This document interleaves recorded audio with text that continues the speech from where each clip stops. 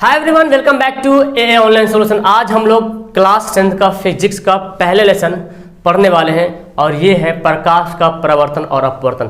इसको हम लोग बोलते हैं रिफ्लेक्शन ऑफ लाइट और रिफ्लेक्शन ऑफ लाइट, ठीक है ना। तो यहाँ पे हम दोनों जो वर्ड है ना, हिंदी का जो वर्ड है उसको इंग्लिश में भी समझेंगे ताकि आपको समझने में थोड़ा सा आसानी हो।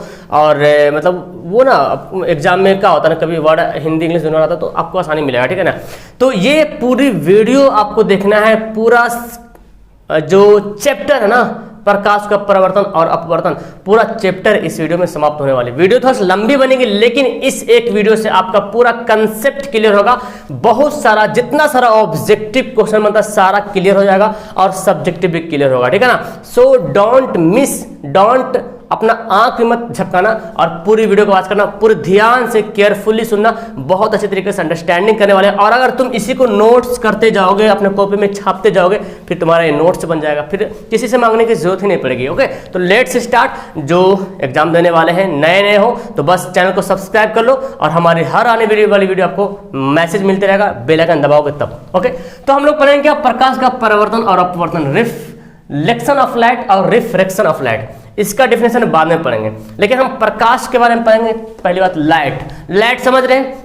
कोई भी चीज जब लाइट, किसी चीज से जब लाइट निकलती है तो क्या होता है ना, वो किसी वस्तु से टकरा करके हमारी आंखों में पड़ती है, तब हम किसी वस्तु को देख पाते हैं। जैसे आप जो मुझे देख रहे हो ना, तो लाइट कहीं ना कहीं लाइट, ये आप मेरा इमेज आपकी आंखों पे पड़ रही है, तब जाके आप मुझे देखें। मतलब इमेज आंख पे बनना जरूरी है, तभी हम देख पाएंगे, ठीक है ना। तो मतलब किसी भी चीज को देखने के लिए लाइट बहुत जरूरी है।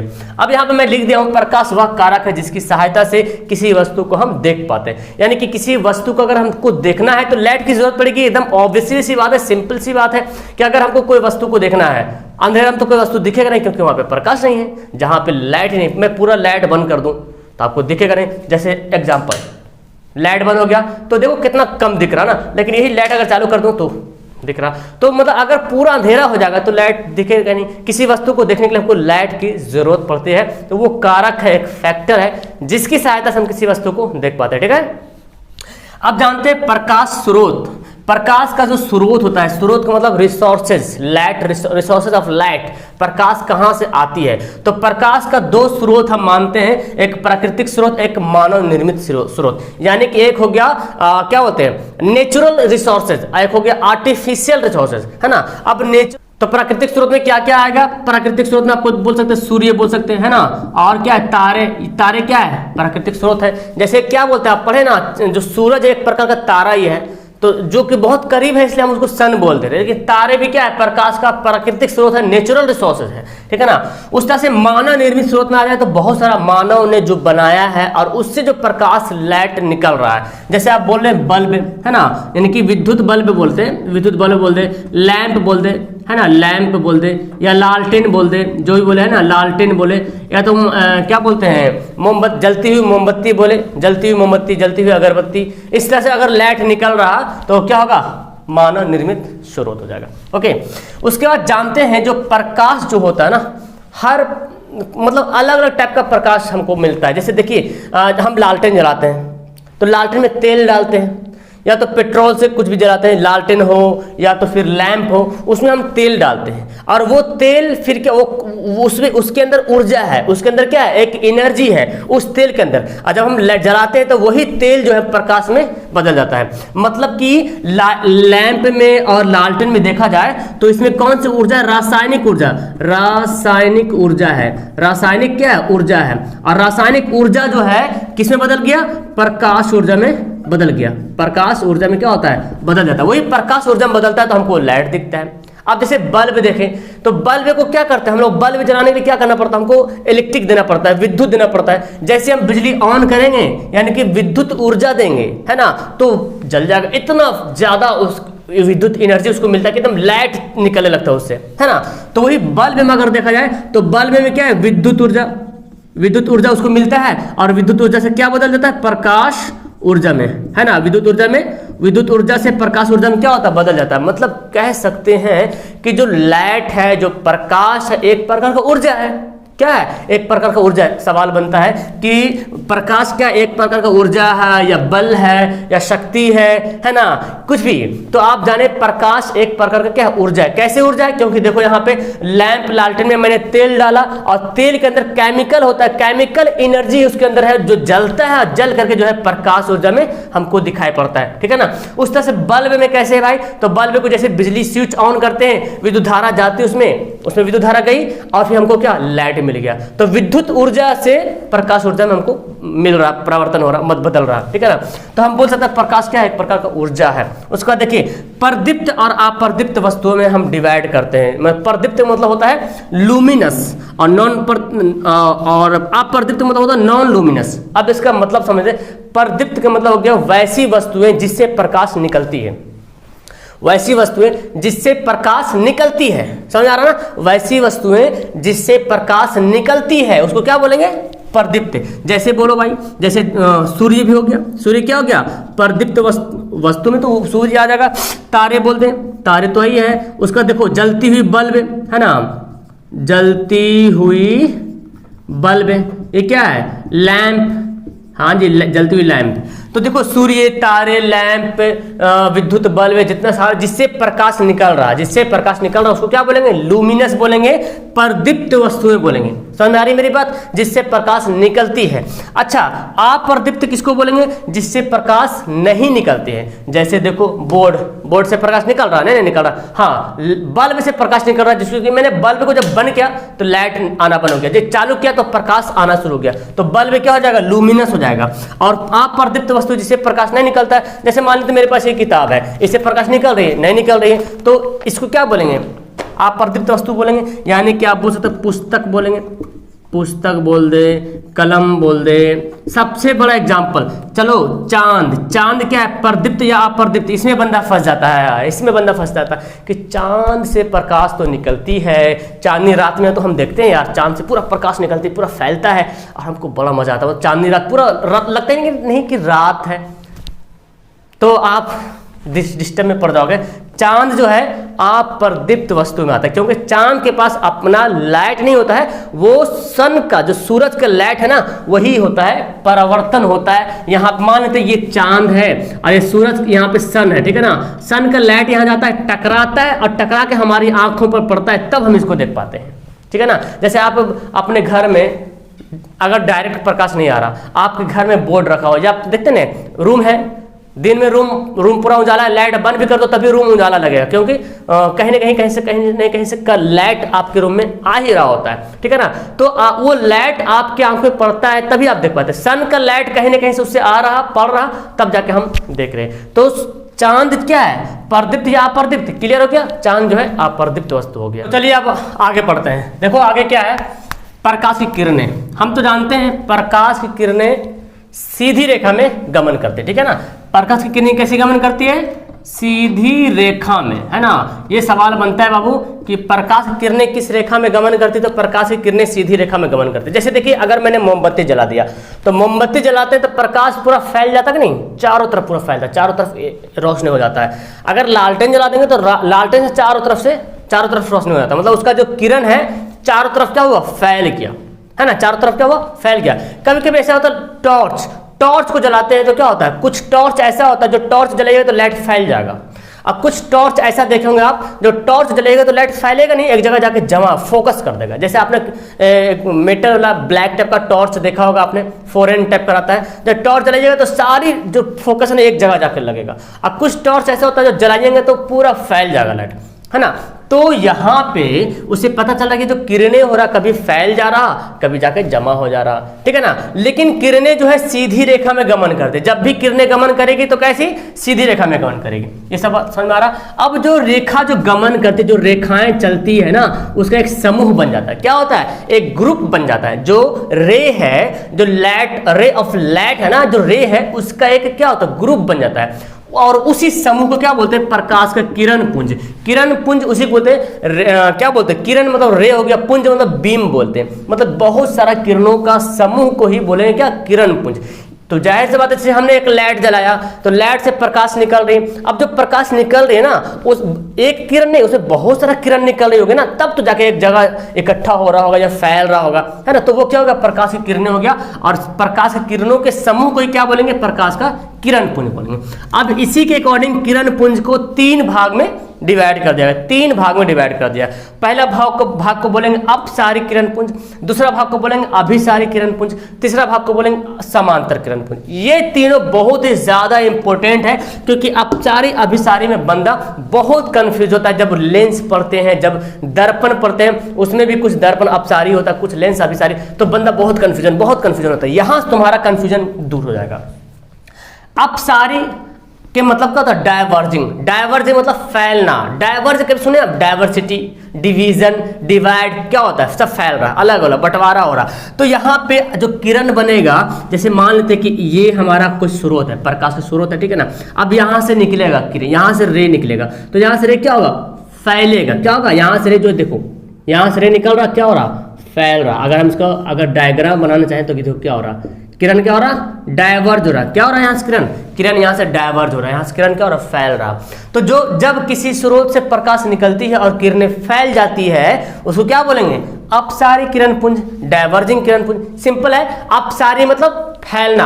अगर आपको हिंदी परेशान करता तो इंग्लिश वाला वर्ड कुछ याद कर लो। इंग्लिश वाला वर्ड इसलिए मैं लिखा रहा हूँ ताकि सीबीएसई वाला स्टूडेंट कभी मिले तो आपको मतलब पछतावा ना करना पड़े, यार हमको समझ में आ रहा, बच्चा सीबीएसई वाला बच्चा हमको डायवर्जिंग बीम बोल दिया।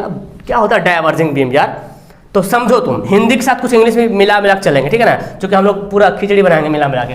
तो अपसारी किरण पुंज को डायवर्ज मतलब ऐसे याद करो, डायवर्ज हो गया, अपना बॉडी लैंग्वेज को ऐसे याद करो, डायवर्जिंग है ना, डायवर्ज हो गया। तो डायवर्ज हो गया, प्रकाश फैल गया। तो प्रकाश को फैलना, प्रकाश के ग्रुप को फैलना को क्या बोलेंगे, डायवर्जिंग बोलेंगे। और अभिसारी के मतलब वो कन्वर्ज होना। कन्वर्ज क्या होता है, कन्वर्ज इकट्ठा होना, कन्वर्ज होना, जमा होना। इसको हम ऐसे इधर बनाते हैं, इसका फिगर इधर बनाते हैं। जैसे ये स्रोत था, यहाँ से प्रकाश किरणें फैल रहा, ये क्या होगा, डायवर्ज हो गया। और ये क्या हो गया, ये क्या है, अभिसारी मतलब कन्वर्ज हो रहा, प्रकाश की किरणें क्या हो रहा, कन्वर्ज हो रहा, एक जगह आके इकट्ठा हो रहा। यानी कि अगर ये हमारा यहाँ से प्रकाश आ रहा और सब प्रकाश यहाँ पे आके क्या हो रहा, जमा हो रहा। देखो सारी प्रकाश यहाँ पे आके जमा हो रही। इसका हम इंडिकेट करेंगे ऐसे, देखो ये फिगर से पता चल रहा, ये इधर से एरो बता रहा है, ये एरो बता रहा है कि जाके एक जगह क्या हो रहा, जमा हो रहा है, ठीक है। क्या हो रहा, कन्वर्ज हो रहा। जब भी कन्वर्ज आ जाए ना तो आप हाथ को यूं करो, कन्वर्ज हो रहा, कन्वर्ज। और डायवर्ज मतलब फैलना, ठीक है। अब तो कोई दिक्कत नहीं रहेगा। समांतर किरण पुंज किसको बोलेंगे, पैरेलल। ना तो कन्वर्ज होगा ना तो ये होगा, इधर से जा रहा, लो इधर से भेज दो चाहे इधर से भेज दो, जैसे बोल दो, क्या हो रहा, समांतर, पैरेलल, है ना, इसको बोलेंगे पैरेलल। समझ आ रहा है यहाँ तक। ये तीनों पॉइंट आपको बहुत इंपॉर्टेंट है, ये बस आपको बात को समझना है, इसको कॉपी में छापना है, इसी से आपका नोट्स बनेगा और सबसे बेस्ट नोट्स बनेगा प्यारे। ओके, ये सब तुम्हारा ना सब एग्जाम में काम आएगा। सब सवाल पूछता अभिसारी की लेंस क्या होता है, अपसारी लेंस क्या होता है, तो समझ में, अगर जिस लेंस में प्रकाश को इकट्ठा कर देगा अभिसारी बोलेंगे, जिस दर्पण में प्रकाश को फैला देगा अपसारी दर्पण बोलेंगे। आगे भी पढ़ेंगे, डोंट वरी।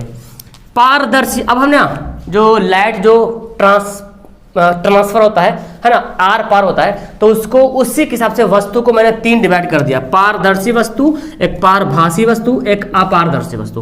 पारदर्शी को बोलते हैं ट्रांसपेरेंट, है ना, पारभासी बोलते हैं ट्रांसलूसेंट, और अपारदर्शी को बोलते हैं ओपेक बोलते हैं। अब सिंपल सी बात है, पारदर्शी का मतलब वो वैसी वस्तु जिससे प्रकाश आसानी से आर पार हो जाता है। जैसे शीशा ले लो, शीशा में प्रकाश मारेंगे तो पूरा प्रकाश आर पार हो जाएगा, होगा कि नहीं होगा ना। तो यहाँ पे हम बोल सकते हैं जैसे कि शीशा बोल देंगे। शीशा क्या है, पारदर्शी वस्तु है, क्योंकि पारदर्शी ट्रांसपेरेंट। आप सुने ना, लड़कियां ट्रांसपेरेंट कपड़ा पहनती, सुने कि नहीं, लड़कियां ट्रांसपेरेंट कपड़ा पहनती। ट्रांसपेरेंट मतलब क्या समझे, जो प्रकाश आर पर उधर की वस्तु भी दिखाई दे रहा है ना। मान ली कोई ऐसा शीशा यहाँ पर रख दिए, अगर हम यहाँ पे शीशा रख दें तो आप ये भी देख पाएंगे, मतलब लाइट आर पर हो रहा तब तो आप देख पा रहे हैं ना। तो समझो, तो पारदर्शी मतलब जैसे जिससे प्रकाश आर पर हो रहा। पारभासी का मतलब हो गया जिससे प्रकाश थोड़ी मात्रा में आर पार हो रहा, थोड़ी मात्रा में, है ना, मतलब पूरे नहीं, थोड़ा प्रकाश जा रहा। जैसे कि आप क्या एग्जाम्पल बोलेंगे, घिसा हुआ कागज, घिसा हुआ शीशा, है ना, घिसा, रगड़ा हुआ शीशा लिखो डायरेक्ट, है ना, रगड़ा हुआ शीशा, शीशा को रगड़ देंगे, शीशा जमीन पर रगड़ देंगे कस के, तब पूरा प्रकाश आर पार नहीं होगा, है ना। तेल लगा हुआ कागज, है ना, या इसको बोलते तैलीय कागज, तैलीय कागज मतलब तेल लगा हुआ कागज, ठीक है, समझा रहा। अपारभासी क्या है, पारभासी मतलब जिससे थोड़ी मात्रा में प्रकाश आर पार होता है, और अपारदर्शी मतलब पूरा पैक, जैसे ये किताब है, यहाँ पे मैंने रख दिया, दिख रहा आपको, उधर वाला बात नहीं दिख रहा ना, प्रकाश जा ही नहीं रहा तो दिखेगा का, मतलब वैसी वस्तु जिससे थोड़ी सी भी प्रकाश पार नहीं होती, जिससे प्रकाश आर पार होती नहीं, समझो, है ना, अपारदर्शी। जैसे किताब ले ले, है ना, दीवार ले ले, दीवार, ये सब क्या है, ये सब हो गया अपारदर्शी। समझ में आया? इन सभी को नोट करना और यही तुम्हारा नोट्स बनेंगे। चलिए आगे बढ़ते हैं। तो चलिए अब आगे हम लोग पढ़ते हैं। देखिए अब हमको पढ़ना प्रकाश का परावर्तन। परावर्तन मतलब क्या होता है, रिफ्लेक्शन। परावर्तन के मतलब समझो, सिंपल सा मतलब है कि लाइट जा रहा और टकरा के वापस आ रहा, ठीक है, इसी बात को समझना है कि जब प्रकाश की किरणें किसी वस्तु से टकरा कर लौट जाती है, प्रकाश की किरणें किसी वस्तु से टकरा कर लौट जाती है। देखिए जस्ट लाइक मैं आपको एक एग्जांपल दिखा रहा हूं, जैसे मैंने यहाँ पे टॉर्च जला दिया, ठीक है ना, अब देखो यहाँ से लाइट यहाँ पे जा रही, टकरा के लौट रही है, ठीक है, लाइट जा रही टकरा कर लौट रही। तो जब कभी किसी प्रकाश की किरणें, जब प्रकाश की किरणें किसी वस्तु पे पड़ेगी और टकरा कर लौट जाएगी, और ये जो घटना घट रहा ना, ये जो इंसिडेंट हो रहा ना, इसको क्या बोलेंगे, प्रकाश का परावर्तन बोलेंगे। परावर्तन के मतलब होता है टकरा के लौट जाना, बस सिंपल सी बात समझो। तो प्रकाश का परावर्तन हो रहा, जैसे आपका ही परावर्तन बोल सकते हैं, आप गए टकरा के लौट गए, है ना, एक ढेला मारे आपके सिर पे लगा लौट गया, तो वो ढेला का परावर्तन हो गया, ठीक है ना। तो प्रकाश का परावर्तन, आपने कभी कभी बच्चा में खेला होगा ना, रबर होता है ना, बराती वगैरह देखे होंगे, रबर होता है, रबर में थोड़ा कागज लपेटे मारे कस के खींच के दिमाग पे लगा, कस के लगा चोट, एकदम चट सा लौट गया, फिर लगा टका के इधर भाग गया, पार नहीं हुआ, सिर्फ लगा। तो यहाँ पे प्रकाश का परावर्तन होगा, प्रकाश लौटेगा, है ना। तो जैसे देख रहे हैं आप, कोई भी चीज टॉर्च मारिए, यहाँ पे आपको क्यों दिख रहा है, क्योंकि यहाँ प्रकाश पड़ने के बाद लौट रहा है और आपकी आंखों पर फोटो बन रहा है, तब जाके आप देख पा रहे, ठीक है। अब जानते हैं प्रकाश के परावर्तन के दो नियम होते हैं, ठीक है ना, दो नियम बहुत इंपॉर्टेंट सवाल बनता है, आप लिख लीजिए कॉपी में कि प्रकाश के परावर्तन के दो नियम होते हैं। पहले ये समझते हैं कि प्रकाश जो परावर्तन होता है कैसे होता है। जैसे मान लेते हैं ये क्या हमारे एक दर्पण है, एक समतल दर्पण है, ठीक है, ध्यान समझिएगा, एक समतल दर्पण है, यहां से किरणें आ रही है, यहां से किरणें आ रही, जो किरणें आ रही है, किसी भी स्रोत से जो किरणें आती है उसको बोलेंगे आपतित किरण। क्या बोलेंगे, आपतित किरण, इंसिडेंट रे, इसलिए इंसिडेंट को आई से डिनोट कर दिए, ठीक है ना।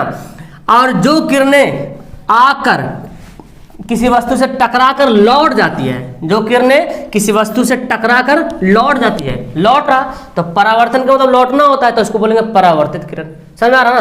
तो यहाँ पे समतल दर्पण है, ये किरणें आई टकरा के लौट गई, और ये लंब है 90 डिग्री पे सीधा, अभिलंब लंब बोल सकते हैं। अब जो ये जो आपतित किरण और लंब के बीच में जो कोण बन रहा ना, आपतित किरण और लंब के बीच में जो कोण बन रहा, वो उस कोण को बोलेंगे आपतन कोण। क्या बोलेंगे, आपतन कोण। और ये अभिलंब और परावर्तित किरण, ये अभिलंब है और इधर वाला जाकर क्या हो रहा, परावर्तित किरण हो रहा, तो इसके बीच में जो कोण बनेगा इसको बोलेंगे परावर्तन कोण। यानी कि यहाँ पे नियम यहाँ पे क्या बोलता है प्यारे, कि आपतन कोण परावर्तन कोण के बराबर होता है। यानी कि अगर ये किरणें अभिलंब के साथ 45 डिग्री का कोण बना रही है मे बी, तो जो टकरा के लौटेगी ना वहां पर भी 45 डिग्री का कोण बनाएगा। अगर मैं बोलूं कि आपतित किरण और अभिलंब के बीच 60 डिग्री का कोण है, सपोज डैट कि अगर मैं बोलूं आपतन कोण 60 डिग्री है, तो परावर्तन कोण कितना होगा, तो परावर्तन कोण भी 60 डिग्री होगा, क्योंकि आपतित क्या बोलते हैं, आपतन कोण परावर्तन कोण के बराबर होता है। तो दो नियम इसका याद करना है कि प्रकाश का परावर्तन का दो नियम। डायरेक्ट ऑब्जेक्टिव में सवाल पूछता है कि प्रकाश का परावर्तन के कितने नियम है, दो नियम है। बच्चा इसमें करना हर साल सवाल पूछता है, तो याद करो यही दो नियम है। कौन कौन नियम है, देखो, आपतित किरण, परावर्तित किरण, और ये जो आपतन बिंदु है ना ओ, इस पर जो लंब खींचा हुआ है, तीनों एक ही तल पे, देखो देख रहा ना, तीनों एक ही पॉइंट में मिल रहा है। देखो ये वाला आ रहा यहाँ पे मिल रहा, ये वाला जा रहा यहाँ पे टकरा रहा, और ये यहाँ पे आ रहा, तीनों एक ही जगह मिल रहा। यानी कि आपतित किरण, परावर्तित किरण और आपतन बिंदु पर खींचा गया लंब जो है, तीनों एक ही तल में मिलते हैं। तो पहला नियम है। दूसरा नियम क्या हो गया, आपतन कोण, ये वाला जो आपतन कोण और ये जो परावर्तन कोण के क्या होते हैं, बराबर होते हैं। समझ में आया, यही इसका पूरा कंसेप्ट था। हम लोग प्रतिबिंब के बारे में बात करते हैं। प्रतिबिंब क्या होता है, इमेज को बोलते हैं प्रतिबिंब। जैसे कि हम आपकी आंखों पे मेरा फोटो बन रहा कि नहीं बन रहा, तो वो क्या है, वही उसी को हम लोग हिंदी में प्रतिबिंब बोलते हैं। और हम लोग ऐसे इमेज के नाम तो बहुत अच्छे तरीके से जानते हैं, इमेज, फोटो बोलो, फोटो को ही बोलते हैं प्रतिबिंब, ठीक है ना। अब प्रतिबिंब होता क्या है, जैसे किसी स्रोत से प्रकाश, स्रोत समझ रहे ना, स्रोत किसी चीज से प्रकाश आ रही है और टकरा के अगर लौट रही है तो फोटो बनेगा, जाहिर सी बात है। हाँ, वो फोटो वास्तविक बन सकती है या काल्पनिक बन सकती है। तो इस तरह से हम प्रतिबिंब को दो भाग में डिवाइड कर दिए, एक वास्तविक प्रतिबिंब, एक काल्पनिक प्रतिबिंब। काल्पनिक को आभासी बोला जाता है, वास्तविक प्रतिबिंब मतलब रियल इमेज और वर्चुअल इमेज।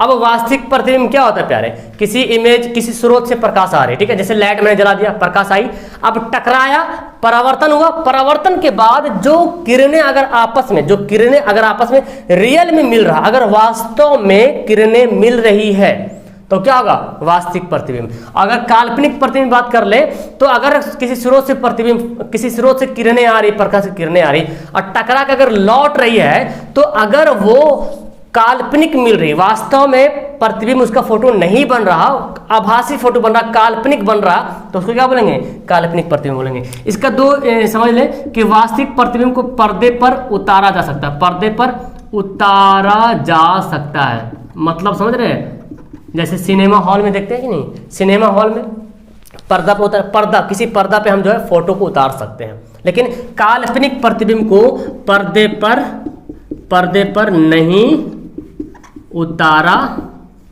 जा सकता है, ठीक है, काल्पनिक प्रतिबिंब को पर्दे पर नहीं उतारा जा सकता है। दूसरी बात है कि वास्तविक प्रतिबिंब जो है उल्टा बनता है, हमेशा क्या बनता है, वास्तविक प्रतिबिंब हमेशा उल्टा बनेगा और काल्पनिक प्रतिबिंब जो है वो सीधा बनेगा। डायरेक्ट सवाल बोलता है कि वास्तविक प्रतिबिंब कैसा बनता है, तो उल्टा बनता है, काल्पनिक प्रतिबिंब कैसे बनता है, सीधा बनता है। सवाल ये ज्यादा पूछता है कि किस प्रतिबिंब को पर्दे पर उतारा जा सकता है, तो वास्तविक प्रतिबिंब को पर्दे पर उतारा जा सकता है। अगर आपसे वास्तविक प्रतिबिंब और काल्पनिक प्रतिबिंब का अंतर पूछे तो क्या बताइएगा, ये दो अंतर तो आपको ऐसे मिल जाएगा कि वास्तविक प्रतिबिंब को पर्दे पर उतारा जा सकता है, काल्पनिक प्रतिबिंब को पर्दे पर नहीं उतारा जा सकता है।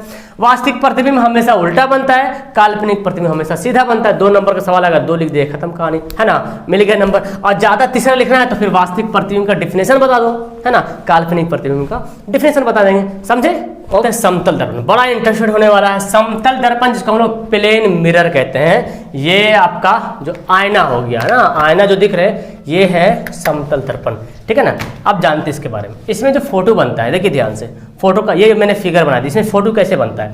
ये समतल दर्पण है, जस्ट लाइक आईना को मैं ऐसे रख दिया हूँ, ठीक है ना। और दर्पण में क्या होता है प्यारे, एक तरफ कलर होता है ना, जैसे एक तरफ देखो चढ़ा हुआ, ऐसे कलर भी होया हुआ, इसको निकालेंगे तो देखिएगा कलर होया हुआ। आपने देखा कभी आईना वगैरह तोड़ के देखो, पीछे क्ले कलर किया रहता है, तो समझो ये कलर किया हुआ है, तब तो प्रकाश से रिफ्लेक्ट हो रहा। जब कलर ही नहीं रहेगा तो नहीं रहेगा किया हुआ, तो प्रकाश तो आर पार हो जाएगा, हमको फोटो तो बन ही नहीं पाएगा। फोटो कब बनेगा, जब पीछे कलर किया रहेगा, है ना। देखो शक्ल बन रहा है मेरा, ओके। तो अब आईना को मैं ऐसे रख दिया, आपने कोई वस्तु यहाँ पे रखा, तो फोटो कहाँ बनेगा, इसके अंदर में बनेगा कि नहीं बनेगा। आप कोई वस्तु यहाँ पे रखें, या आप अपना शक्ल, आपकी शक्ल, खूबसूरत शक्ल यहाँ पे है, तो आपकी फोटो यहाँ पे भी बनेगा, बदसूरत की खूबसूरत, यार जैसा बंदा वैसा बनेगा। बंदर देखेगा तो बंदर बनेगा, इंसान देखेगा तो इंसान का फोटो बनेगा, ठीक है। तो अगर आप यहाँ पे फोटो देख रहे हैं, आपकी शक्ल यहाँ पे, तो इसके अंदर में शक्ल बन रहा है ना, कहाँ बन रहा, अंदर बन रहा, मतलब दर्पण के पीछे बन रहा, दर्पण के आगे नहीं बन रहा, बल्कि फोटो अंदर बन रहा, ठीक है ना, ठीक है।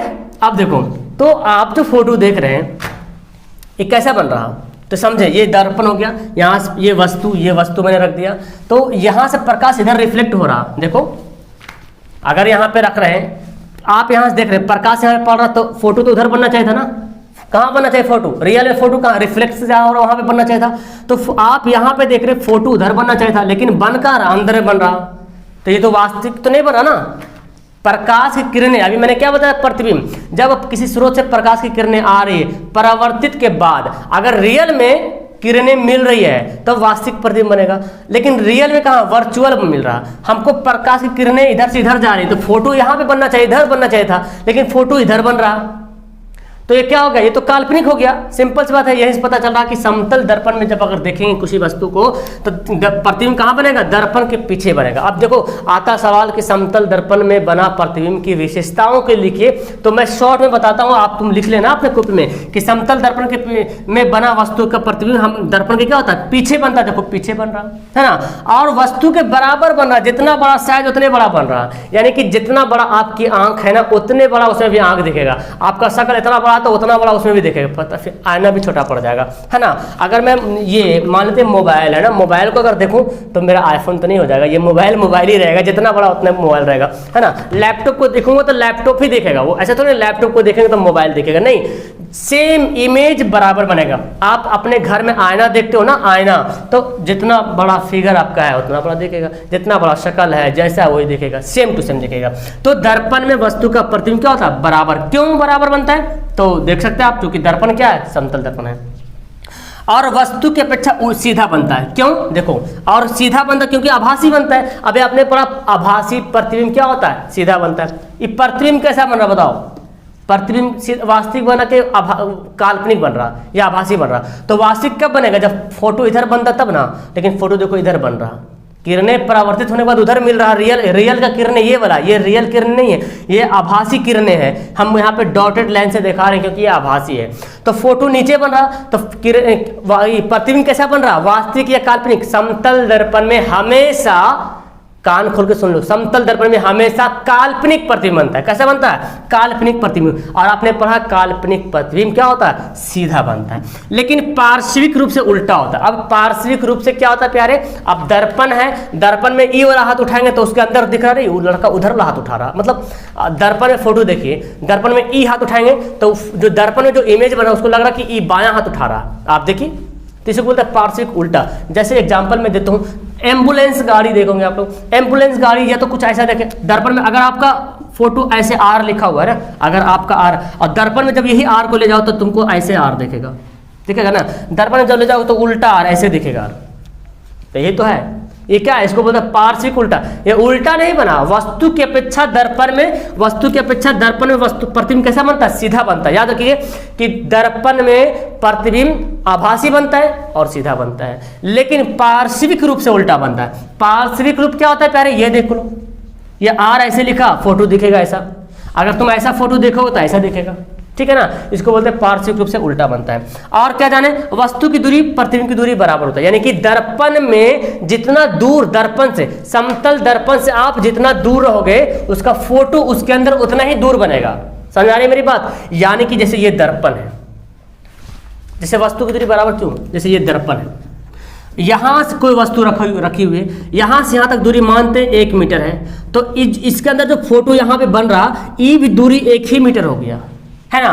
तो दर्पण जहां पे वस्तु रखा हुआ वो वस्तु और जहां पे फोटो बन रहा, उन दोनों के बीच की दूरी क्या हो जाएगा, डबल हो जाएगा, होगा ना डबल। समझे कि नहीं समझे, समझो, देखो, जैसे देखो, जैसे मैं यहाँ पे अपना शक्ल देख रहा हूँ, सपोज डेट ये है, ये आईना है, समतल दर्पण है, यहाँ ये दर्पण है, यहाँ मेरा हाथ है, ठीक है, तुमको दिख रहा होगा ये वाला तो यहाँ से मान लीजिए 1 मीटर दूरी, सपोज डेट 1 मीटर दूर है, तो इसका फोटो भी देखो उतना दूर ही बन रहा, दिख रहा फोटो, लो दिख रहा ना, इतना करीब करीब उतना करीब बनेगा, जितना सटा देंगे देखो सट गया, जितना दूर, इस दर्पण से जितना दूर मेरा ये पेन है ना, उतना अंदर में भी उतने दूर बन रहा। तो अगर मैं आपसे सवाल करूं कि यदि आप समतल दर्पण से 10 मीटर दूर हो तो आप और जो फोटो बन रहा उसके बीच की दूरी कितना होगा, फटाफट कमेंट।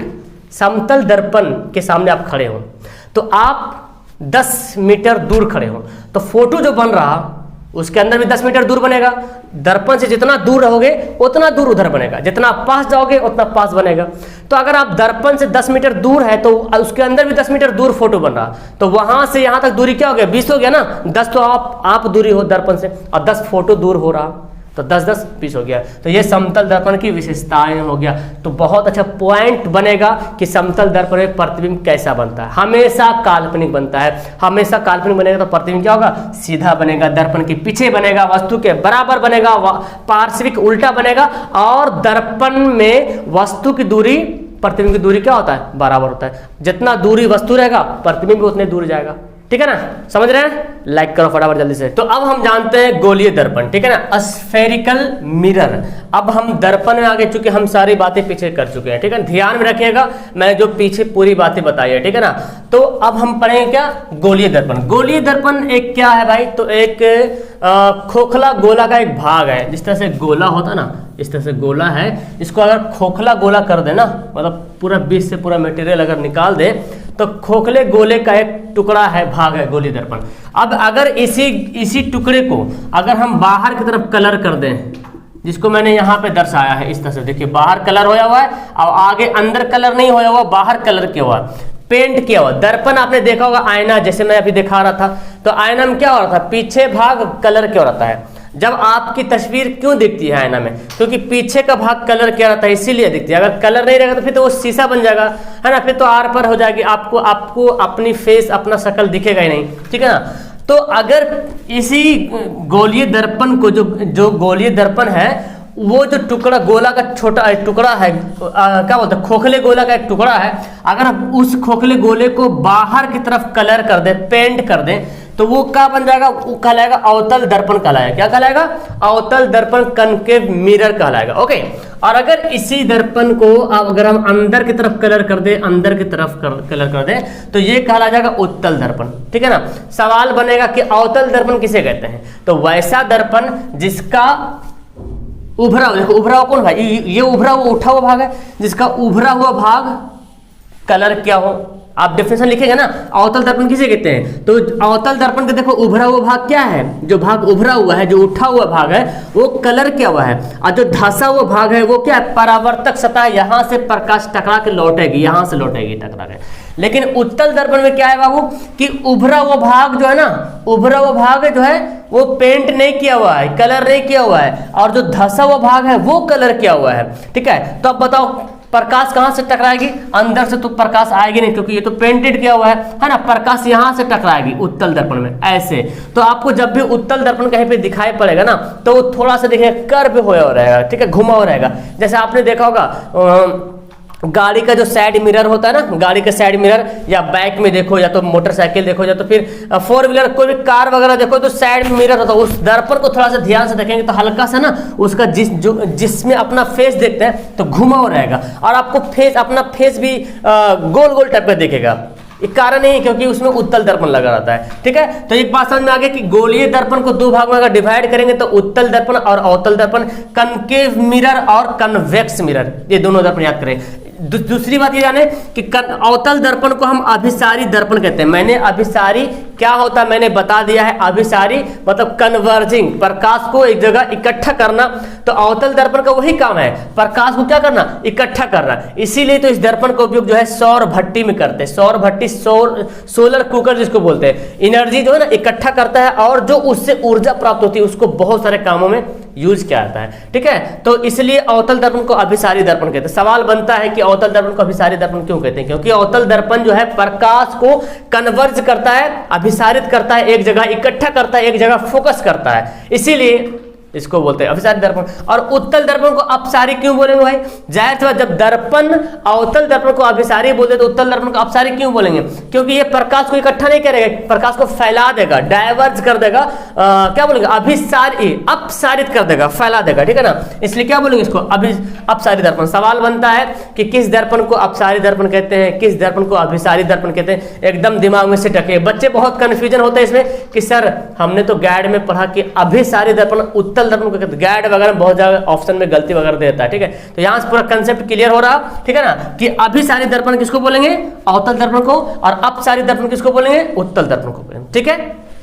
इसका यूज देखते हैं भाई, अवतल दर्पण का यूज कहां पे करते हैं, इस्तेमाल कहां पे करते हैं। तो अवतल दर्पण का इस्तेमाल हजामती दर्पण के रूप में करते हैं। हजामत बनाने यानी कि दाढ़ी बनाने वाला दर्पण भी कहा था। सवाल डायरेक्ट बोलता है कि किस दर्पण को हजामती दर्पण कहते हैं, किस दर्पण का इस्तेमाल दाढ़ी बनाने में किया जाता है, या दाढ़ी बनाने में किस दर्पण का इस्तेमाल किया जाता है। Comment everybody. ओके, तो हजामती दर्पण जो है अवतल दर्पण, क्योंकि ना जैसे कि एक दर्पण अब दाढ़ी बन रहा तो कहीं पे छोटा छोटा अगर बच गया होगा बाल वगैरह, तो अवतल दर्पण में बड़ा सा दिखता है ना, फोटो को बड़ा करके दिखाता है।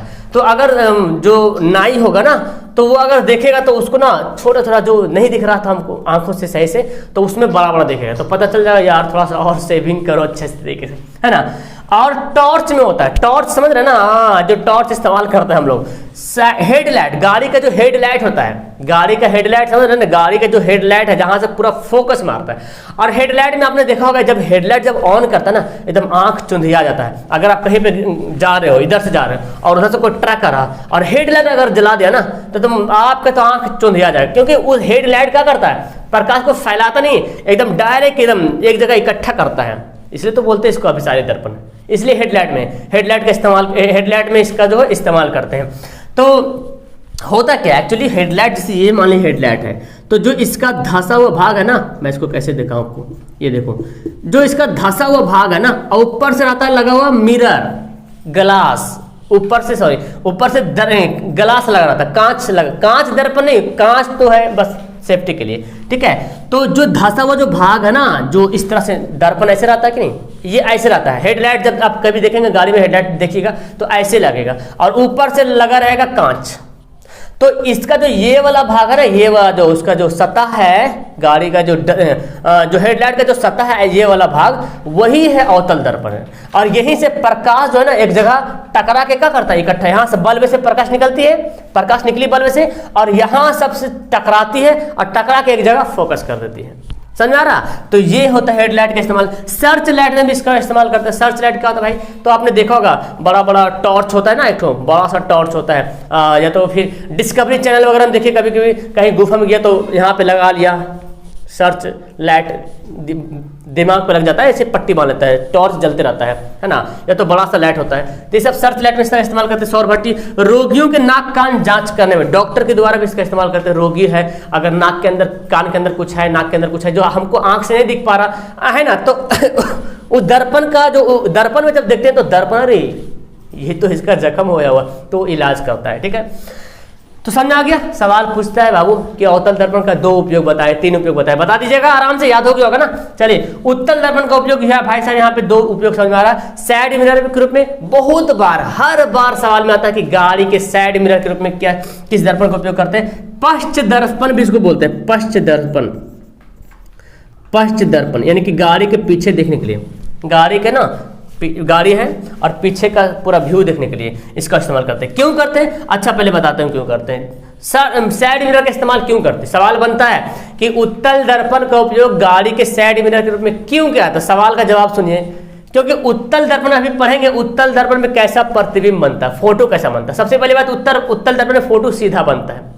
गाड़ी यहाँ पे हम चला रहे हैं, भाई साहब घुमा रहे हैं, यहाँ पे दर्पण लगी हुई है। अब यहाँ पे फोटो अगर हमको उल्टा दिखेगा तो भाई हम कैसे पहचानेंगे मेरा किधर जा रहा, किधर सट रहा, नहीं सट रहा, है ना। तो फोटो पहले सीधा दिखता है। दूसरी बात, फोटो छोटा दिखता है ना, यानी कि उत्तल दर्पण में फोटो छोटा बनता है। अभी मैं बताऊंगा कि दर्पण वस्तु को कहाँ पे रखने पे कैसे कैसे प्रतिबिंब बनता है, उत्तल दर्पण में कैसा प्रतिबिंब बनता है और अवतल दर्पण में कैसा प्रतिबिंब बनता है। मैं हाथ से बना करके ड्रॉ करके बताऊंगा, ठीक है ना, ज्यादा समझ में आएगा।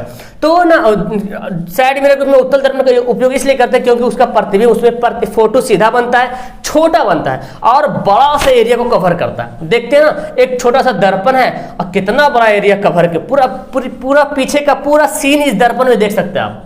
इतना बड़ी बड़ी गाड़ियां हैं, पार्क है, सब आपको पीछे से पूरा दर्पण में पूरा कुछ दिख जाएगा। अगर इसकी जगह पे उत्तल दर्पण की जगह पे अगर समतल दर्पण का उपयोग कर लिया जाए तो बताओ क्या होगा, फिर तो बराबर टक्कर, है ना, एक्सीडेंट गयो काम से, है ना। और अवतल दर्पण का उपयोग करता हो तो क्या होता हो, तो भाई से मत पूछो, फिर तो ड्राइवर का जो पीछे जो है ना, पीछे वाली गाड़ी का ड्राइवर का आंख नजर आएगा पता चला कि एक्सीडेंट हो जाएगा।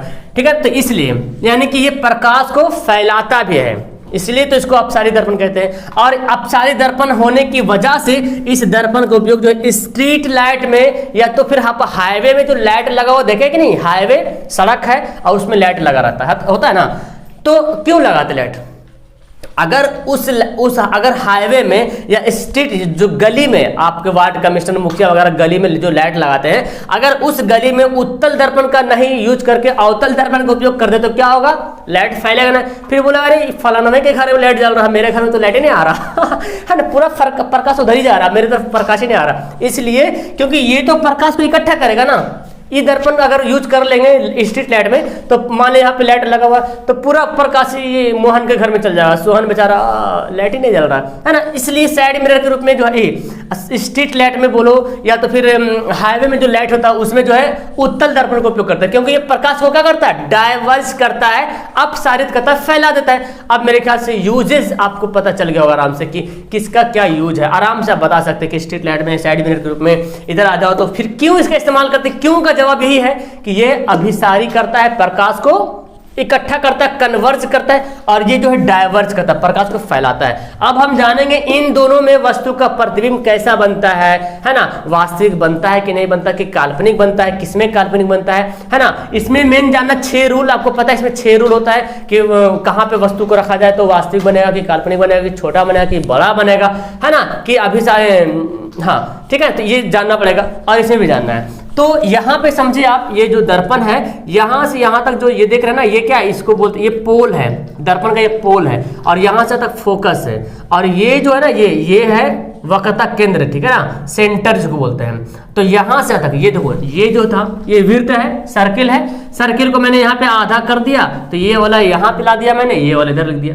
तो आप बताओ ये जो सर्किल अगर ये मैं ऐसे खींच दूं तो ये क्या हो जाएगा, बताओ ये क्या होगा अगर मैं इसे खींच दूं तो ये तो हमारा क्या बोलते हैं, पेरीमीटर है ना, ये क्या बोलते हैं उसको यार, व्यास है, डायमीटर है, लेकिन त्रिज्या अगर रेडियस निकालना हो तो यहाँ से यहाँ तक क्या है, ये रेडियस हमारा है, आर है। तो यानी कि ये दर्पण अगर यहाँ से यहाँ तक मैं लिया तो ये यहाँ तक का हुआ, हम यहाँ तक नहीं गए, यहाँ से यहाँ तक जो कि मेरा ये वाला भाग है यहाँ तक, तो ये यहाँ तक क्या है, ये रेडियस है, यहाँ से तक क्या है, ये मेरा रेडियस है, और ये जो फोकस है ना इस रेडियस का आधा है, क्या है, आधा है, यानी कि 2 ठो फोकस मिल करके जो है 1 ठो रेडियस बना है। सवाल बनता है कि F बराबर R/2, यानी कि जो फोकस होता है वो रेडियस का क्या होता है, आधा होता है। अभी हम इसको सिद्ध करेंगे, सवाल आता है कि सिद्ध करें कि F बराबर R/2, आपको बताएंगे, कॉपी में बताएंगे, हाथ से लिख करके आपको ज्यादा समझ आएगा। लेकिन सबसे पहले हम अभी ये जानते हैं, अच्छा सबसे पहले हम इसी को सिद्ध करते हैं, ठीक है ना। चलिए F बराबर R/2 को सिद्ध करते हैं। तो भाई साहब कहीं जाइएगा नहीं, हाथ से लिख के बताने वाले हैं, है ना, अच्छी तरीके से समझ आएगा। तो पहले ये देखते हैं, ओके। क्वेश्चंस बहुत सबका दिमाग में घूमता है कि ये कैसे बनेगा, तो आज बहुत तेजी से हम लोग बनाने वाले हैं कि F बराबर R/2 जो होता है ये दर्पण का सूत्र होता है अवतल दर्पण में।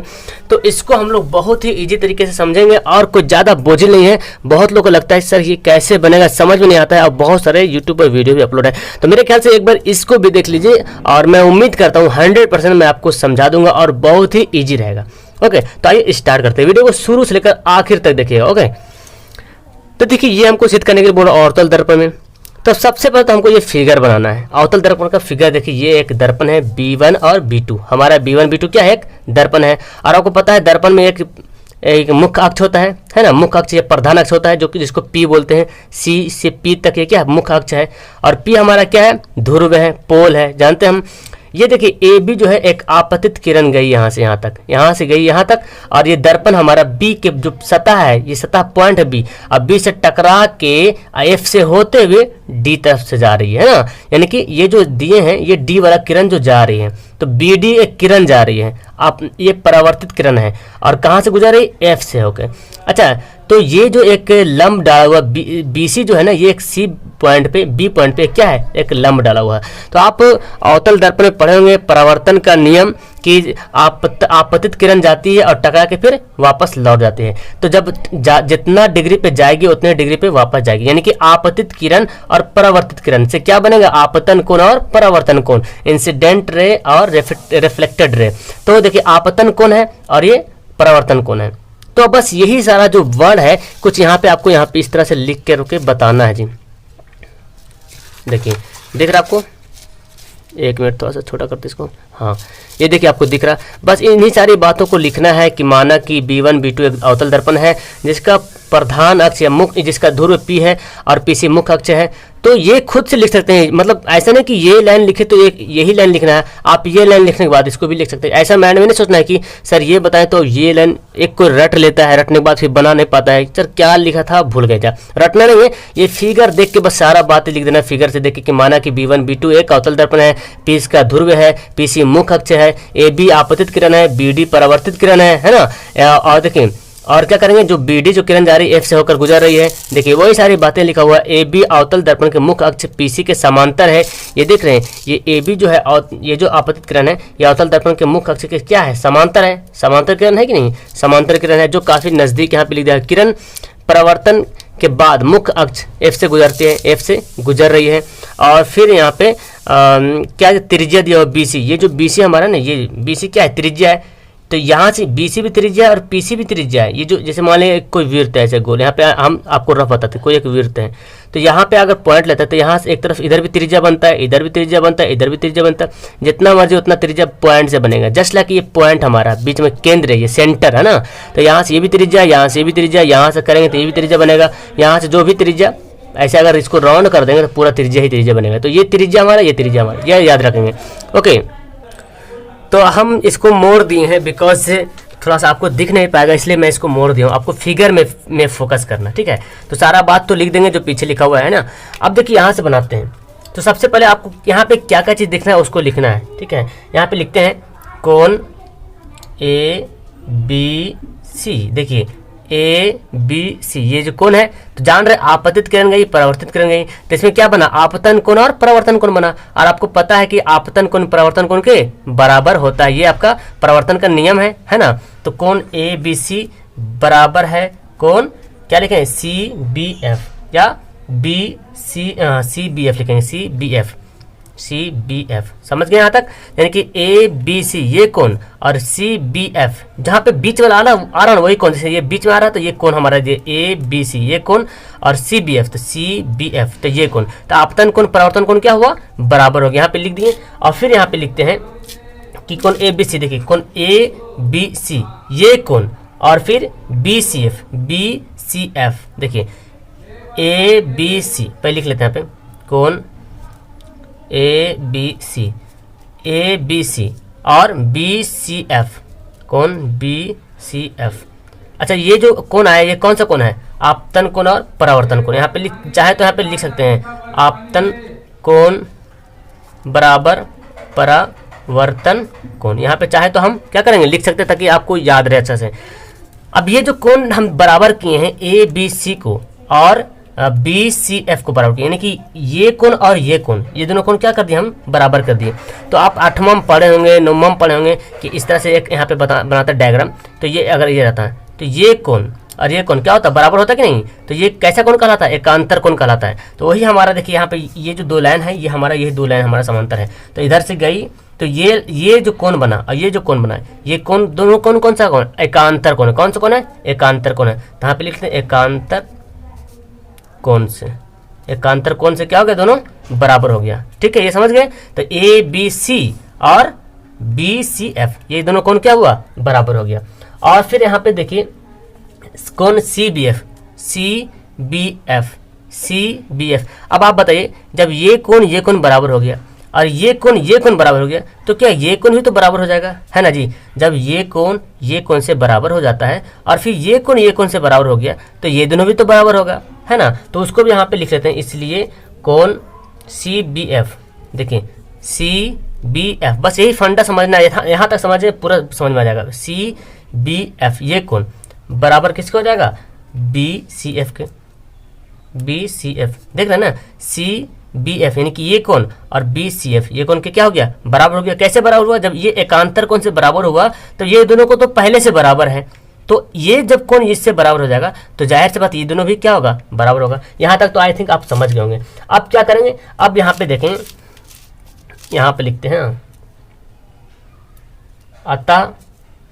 अतः तो इस तरह से क्या पता चल रहा है, ये कोण क्या है, बराबर हो गया। तो आप 9 क्लास में पढ़े होंगे, जब किसी त्रिभुज की दो कोण बराबर होते हैं तो उसके संगत भुजाएं भी क्या होती हैं, बराबर होती है। तो जिस त्रिभुज का संगत भुज, जिस त्रिभुज का दो भुजा बराबर होता है उसको क्या बोलते हैं, समद्विबाहु त्रिभुज बोलते हैं। क्या बोलते हैं, समद्विबाहु त्रिभुज बोलते हैं। तो ये जब ये दोनों कोण बराबर है तो जाहिर सी बात इसका ये भुजा भी क्या होगा, आपस में बराबर हो जाए। जो भुजा ये है वही भुजा यहाँ पे है। तो ये कैसा त्रिभुज हो गया, समद्विबाहु त्रिभुज हो गया। तो हम लिख सकते हैं अतः त्रिभुज BCF यहाँ पे लिखते हैं, अतः त्रिभुज BCF एक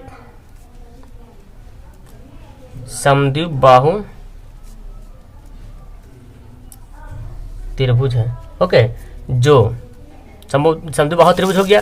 तो जो क्या है यहाँ पे देखिए, तो कौन कौन बराबर हो, बी एफ, ये सॉरी बी एफ ये जो है, और सी एफ, ये सी एफ है, और फिर बी पी है, बी पी, यहाँ पे जो बी पी लिखा हुआ है। तो यहाँ पे देख लेते हैं हम पहले कौन कौन बराबर होगा। यहाँ पे हम करते हैं बी एफ, अच्छा ये बराबर हो जाएगा, अच्छा ये बराबर नहीं होगा, ये दोनों बराबर होगा, सॉरी ये बराबर नहीं, ये दोनों बराबर। ये जब कोण बराबर होगा ना तो इसका संगत को, जैसे कि ये बताया मैं, ये दो कोण है तो इसका ये दोनों बराबर रहेगा, ये दोनों नहीं, तो ये जब कोण है तो इसका ये भुजा और ये भुजा बराबर है। तो बी एफ किसके बराबर होगा, बी एफ किसके बराबर होगा, सी एफ के बराबर, सी एफ के बराबर हो गया। एक मिनट, हाँ ये देखिए बी एफ जो है सी एफ के क्या हो गया, बराबर हो गया। जो बी पी के निकट है, जो बी पी के निकट है, यहाँ तक समझ गए। तो हम बीपी के जब निकट हो गया तो हम लिख सकते हैं, यानी कि बीपी के बगल में है तो बीएफ बराबर लिख सकते हैं, बीएफ जो है बराबर हो जाएगा पीएफ के, जब निकट है इतना वर्ड जब लिख देंगे, जब ये सब लिख देंगे बीपी के निकट है तो यहाँ पे लिखेंगे, इसलिए बीएफ जो है बराबर होगा किसके, पीएफ के। देखिए तो बीएफ ये जब बीपी के बगल में है तो हम यहाँ पे ये लाइन लिख दे जो बीपी के निकट में है, तब यहाँ पे लिख सकते हैं बीएफ बराबर हो गया किसके, पीएफ के बराबर होता है, ये नियम से बराबर हो गया। अब आप बीएफ जब लिख दिए हैं तब यहाँ पे लिख सकते हैं, अब पीएफ देख रहे हैं, ये जो पीएफ हो गया इसके बराबर हो गया।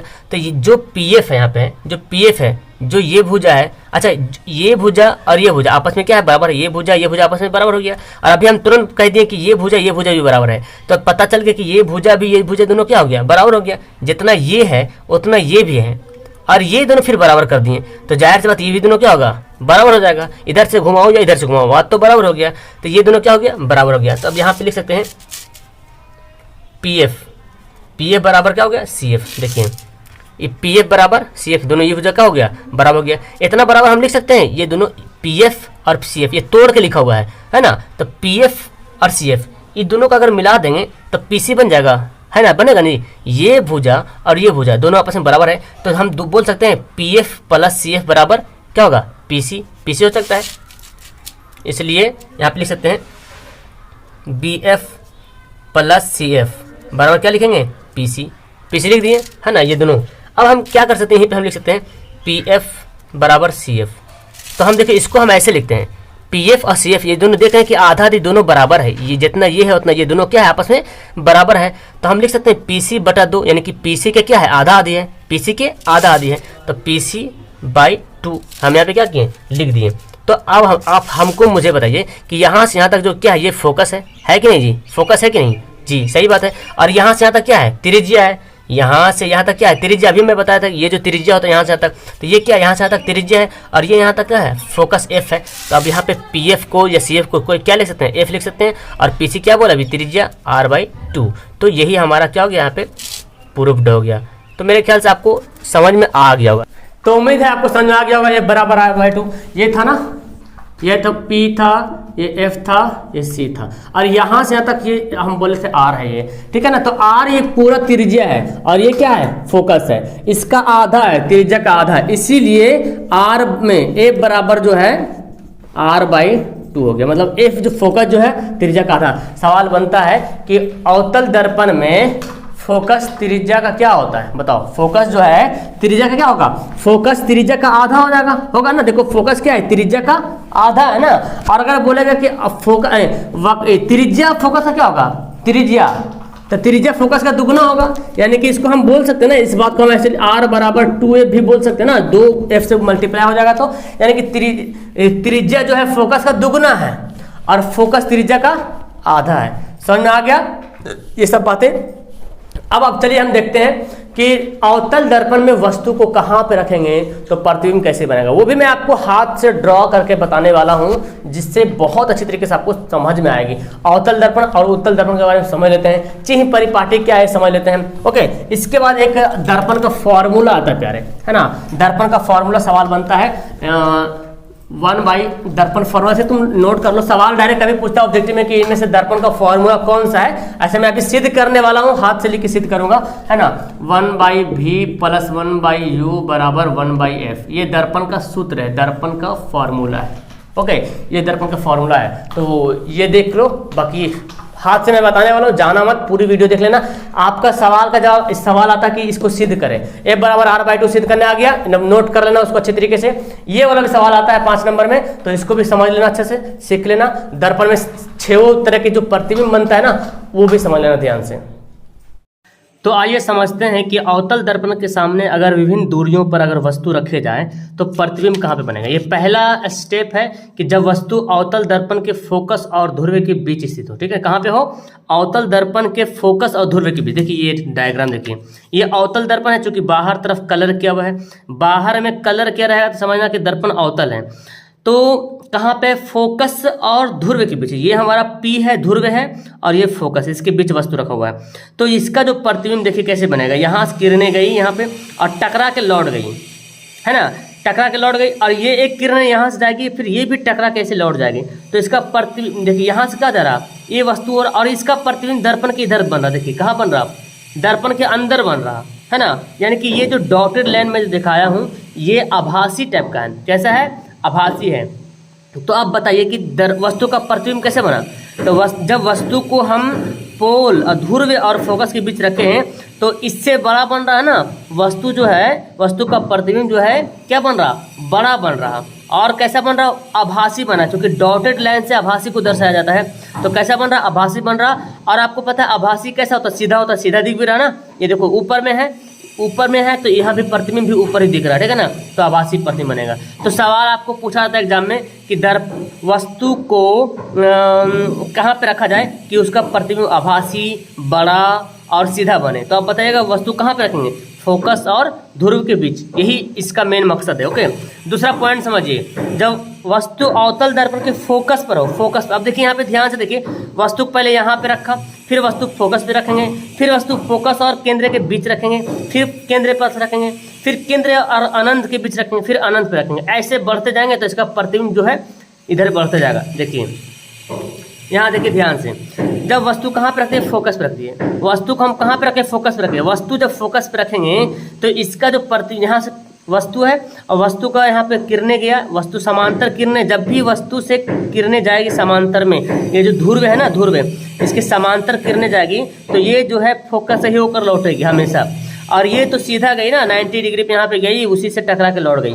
ठीक है, तो वस्तु जब यहाँ पे रखा जाएगा, फोकस पे रखा गया तो टकरा के लौट गई। और ये कहाँ पे बन रहा, प्रतिबिंब कहाँ पे बन रहा, प्रतिबिंब जो है अनंत पे बन रहा। कहाँ पे बन रहा, अनंत पे बन रहा। और वस्तु से बड़ा बनेगा क्योंकि अनंत पे यार बहुत बड़ा बनता है, जाहिर सी बात है। और उल्टा बनेगा क्योंकि देखिए वस्तु ऊपर में, ये लाइन है ना, लाइन के ऊपर वस्तु है और उल्टा बनेगा। तो उल्टा कैसे बनेगा, वास्तविक की सीधा, बताओ तुमको पता है ना, उल्टा प्रतिबिंब क्या होता है, वास्तविक ही होता है। तो वस्तु से बहुत ही बड़ा बनेगा। जब भी प्रतिबिंब अनंत पे बने, समझना कि वस्तु का प्रतिबिंब बहुत ही बड़ा बन रहा। ओके, अब देखिए तीसरा रूल समझिए कि जब वस्तु अवतल दर्पण के वक्रता केंद्र तथा फोकस के बीच हो, पहले अभी मैंने फोकस पे रखा था, है ना, फोकस पे रखा था, और आप कहाँ पे रखेंगे, फोकस और वक्रता केंद्र के बीच में रखेंगे, यानी कि यहाँ पे रख दिए। ये फोकस है, वक्रता केंद्र इसके बीच वस्तु रख दिए।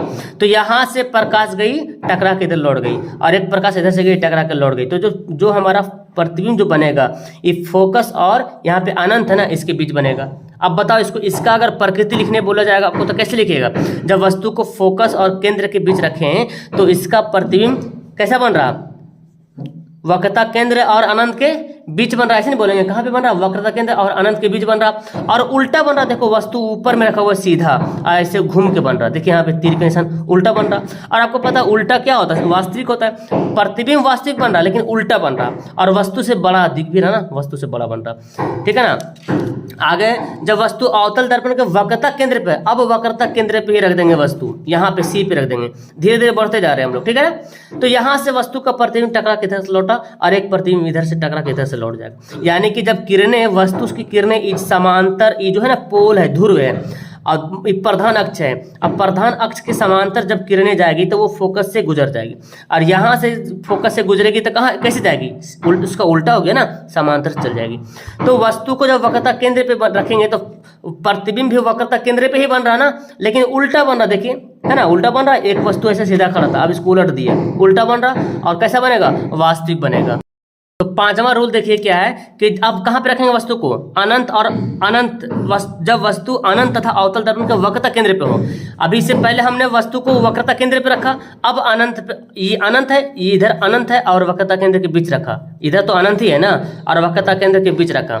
तो देखिए वस्तु प्रतिबिंब का वो यहाँ से गया लाइन, और जब भी ये प्रधान अक्ष के समांतर में किरणें जाएगी तो फोकस से होकर गुजरेगी, हमेशा याद रखिएगा फोकस से गुजरेगी। और वस्तु से जब यहाँ पे गई है ना, अब कहाँ देखो वस्तु से जो किरणें गई वक्रता केंद्र से होकर गई, अगर फोकस से होकर जाती तब तो समांतर गुजरती, लेकिन वक्रता केंद्र से होकर जा रही है और उसी दिशा में लौट जाएगी, ठीक है ना। तो अब देखो अब वस्तु कैसा बना, तुम लोग खुद बताओ। यहाँ पे जब वस्तु को वक्रता केंद्र और अनंत के बीच रखें तो वस्तु कैसा बन रहा, उल्टा बन रहा, सीधा से उल्टा दिख रहा ना, और वस्तु से छोटा बन रहा, क्या जी, वस्तु से छोटा बन रहा और वास्तविक बन रहा, ठीक है ना। लेकिन इसमें थोड़ा देखें, इसमें क्या था, इसमें जो है वक्रता केंद्र पे रखे थे तो वस्तु के बराबर, प्रतिबिंब जो है वस्तु के बराबर ही बना था ना, है ना, प्रतिबिंब वस्तु के बराबर बना था और वास्तविक बना था उल्टा बना था, वस्तु के बराबर बना था, ठीक है ना। और यहाँ पे क्या हो रहा, वास्तविक हो रहा, उल्टा हो रहा, वस्तु से छोटा हो रहा, कहाँ पे बन रहा, वक्रता केंद्र और फोकस के बीच बन रहा। ओके, छठा देख लीजिए ये वाला कि जब वस्तु अनंत पे रहेगा तो क्या होगा। तो देखिए अनंत पे वस्तु मैंने यहाँ पे रख दिया, यहाँ पे अब किरणें जा रही, टकरा के लौट जा रही, ये किरणें जा रही, देखिए चूंकि किरणें समांतर, ये हमारा प्रधान अक्ष है, प्रधान अक्ष के तो समांतर ये दोनों किरणें दिख नहीं रही ना, अगर रहती तो ऐसे जाती। तो जब किरणें समांतर है नहीं तो फोकस से कैसे गुजरेगी, इम्पॉसिबल। तो दोनों किरणें से टकरा के लौट जा रही, इधर से टकरा के लौट जा रही, तो यहाँ पे मैच कर रही है। तो यानी कि यहाँ पे जो प्रतिबिंब बताइए कैसे बनेगा, तो अवतल दर्पण में जब वस्तु अनंत पे रहेगा तो प्रतिबिंब कहाँ पे बनेगा, फोकस पे बनेगा, और वस्तु से बहुत छोटा बनेगा, कहाँ पे बन, देखो चूंकि बहुत बड़ा था यहाँ पे, अनंत से आ रही बहुत बड़ा फोटो था, और यहाँ पे बहुत छोटा बन रहा, और वास्तविक बन रहा, उल्टा बन रहा, ठीक है ये। लेकिन आप एक बात करते हैं, दर्पण, अवतल दर्पण में 5-6 कंडीशन मैंने बता दिया, 6 कंडीशन में सिर्फ एक कंडीशन है, सिर्फ एक ही कंडीशन है जहाँ पे वस्तु का प्रतिबिंब आभासी और सीधा बना था, ठीक है ना, काल्पनिक बना था, सीधा बना था, और वस्तु से बड़ा बना था, ठीक है। तो सवाल आता है कि अवतल, अब आपको पता चल गया कि अवतल दर्पण में वस्तु का प्रतिबिंब वास्तविक भी बनता है और काल्पनिक भी बनता है, क्योंकि 6 कंडीशन में एक कंडीशन में आभासी बना था ना, बाकी सब में तो वास्तविक बन रहा था। और वस्तु का प्रतिबिंब कभी बराबर ही बन रहा, कभी छोटा भी बन रहा, कभी बड़ा भी बन रहा, है ना जी, कभी बहुत बड़ा बन रहा, वास्तविक काल्पनिक सब बन रहा, यानी कि अवतल दर्पण में वास्तविक और काल्पनिक सब बनता है। लेकिन जब अगर हम उत्तल दर्पण की बात करें तब गड़बड़ हो जाएगा। मैंने वही बात को यहाँ पे लिख दिया कि अवतल दर्पण से वस्तु का प्रतिबिंब वास्तविक, काल्पनिक, उल्टा, सीधा, छोटा, बड़ा सब बनता है ना जी।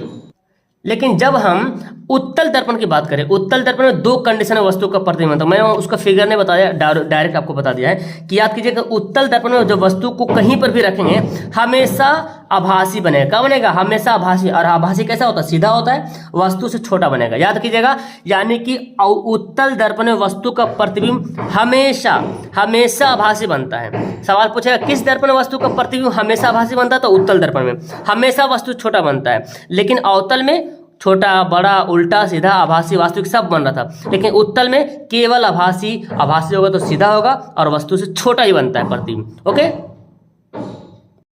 तो आइए आप जानते हैं चिह्न परिपाटी। अवतल दर्पण में चिह्न परिपाटी, जो गोलीय दर्पण है ना, उसके लिए चिह्न परिपाटी से आपको पता चलेगा कि वस्तु का फोकस से क्या होता है, फोकस दूरी क्या होता है, पॉजिटिव होता है, नेगेटिव होता है, इसके बारे में पता चलेगा। देखिए ये ना, ये दर्पण का प्रधान अक्ष है जिसको मुख्य अक्ष बोलते हैं, ठीक है, क्या है, मुख्य अक्ष है।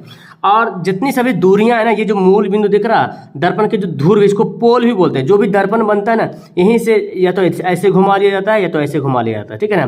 तो यहाँ से ही दूरियां या तो इधर नापेगी या तो इधर नापेगी, बाएं तरफ या दाएं तरफ, ठीक है ना। तो जो भी दर्पण की दूरियां, दर्पण, गोल दर्पण से जो भी ध्रुव की दूरी जब भी मापे जाते हैं तो ध्रुव से ही मापे जाते हैं, इसको ध्रुव ही बोले। और मूल बिंदु इसी को बोलते हैं, इसको मूल बिंदु ही आप बोल सकते हैं। दूसरी बात समझे, आपतित प्रकाश की किरणें इधर देखो जा रही है, अगर दूरियां ये देख रहे हैं, ये जो प्रधान अक्ष दिख रहा है आपको, इसके जो ये प्रधान अक्ष के दाईं तरफ जो होगा दूरियां क्या होगा, पॉजिटिव होगा, धनात्मक होगा। और प्रधान अक्ष के बाईं तरफ दूरियां यानी कि मूल बिंदु से दाएं तरफ दूरियां धनात्मक, मूल बिंदु से बाएं तरफ दूरियां ऋणात्मक यानी कि नेगेटिव होगा।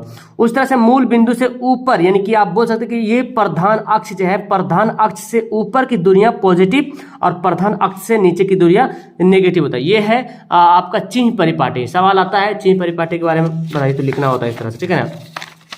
उसके बाद आपको मैं ये बता दूं, बहुत इंपॉर्टेंट समझना है कि इसी से हमको पता चलता है कि अवतल दर्पण की वक्रता त्रिज्या और फोकस दूरी क्या होती है, ऋणात्मक होती है।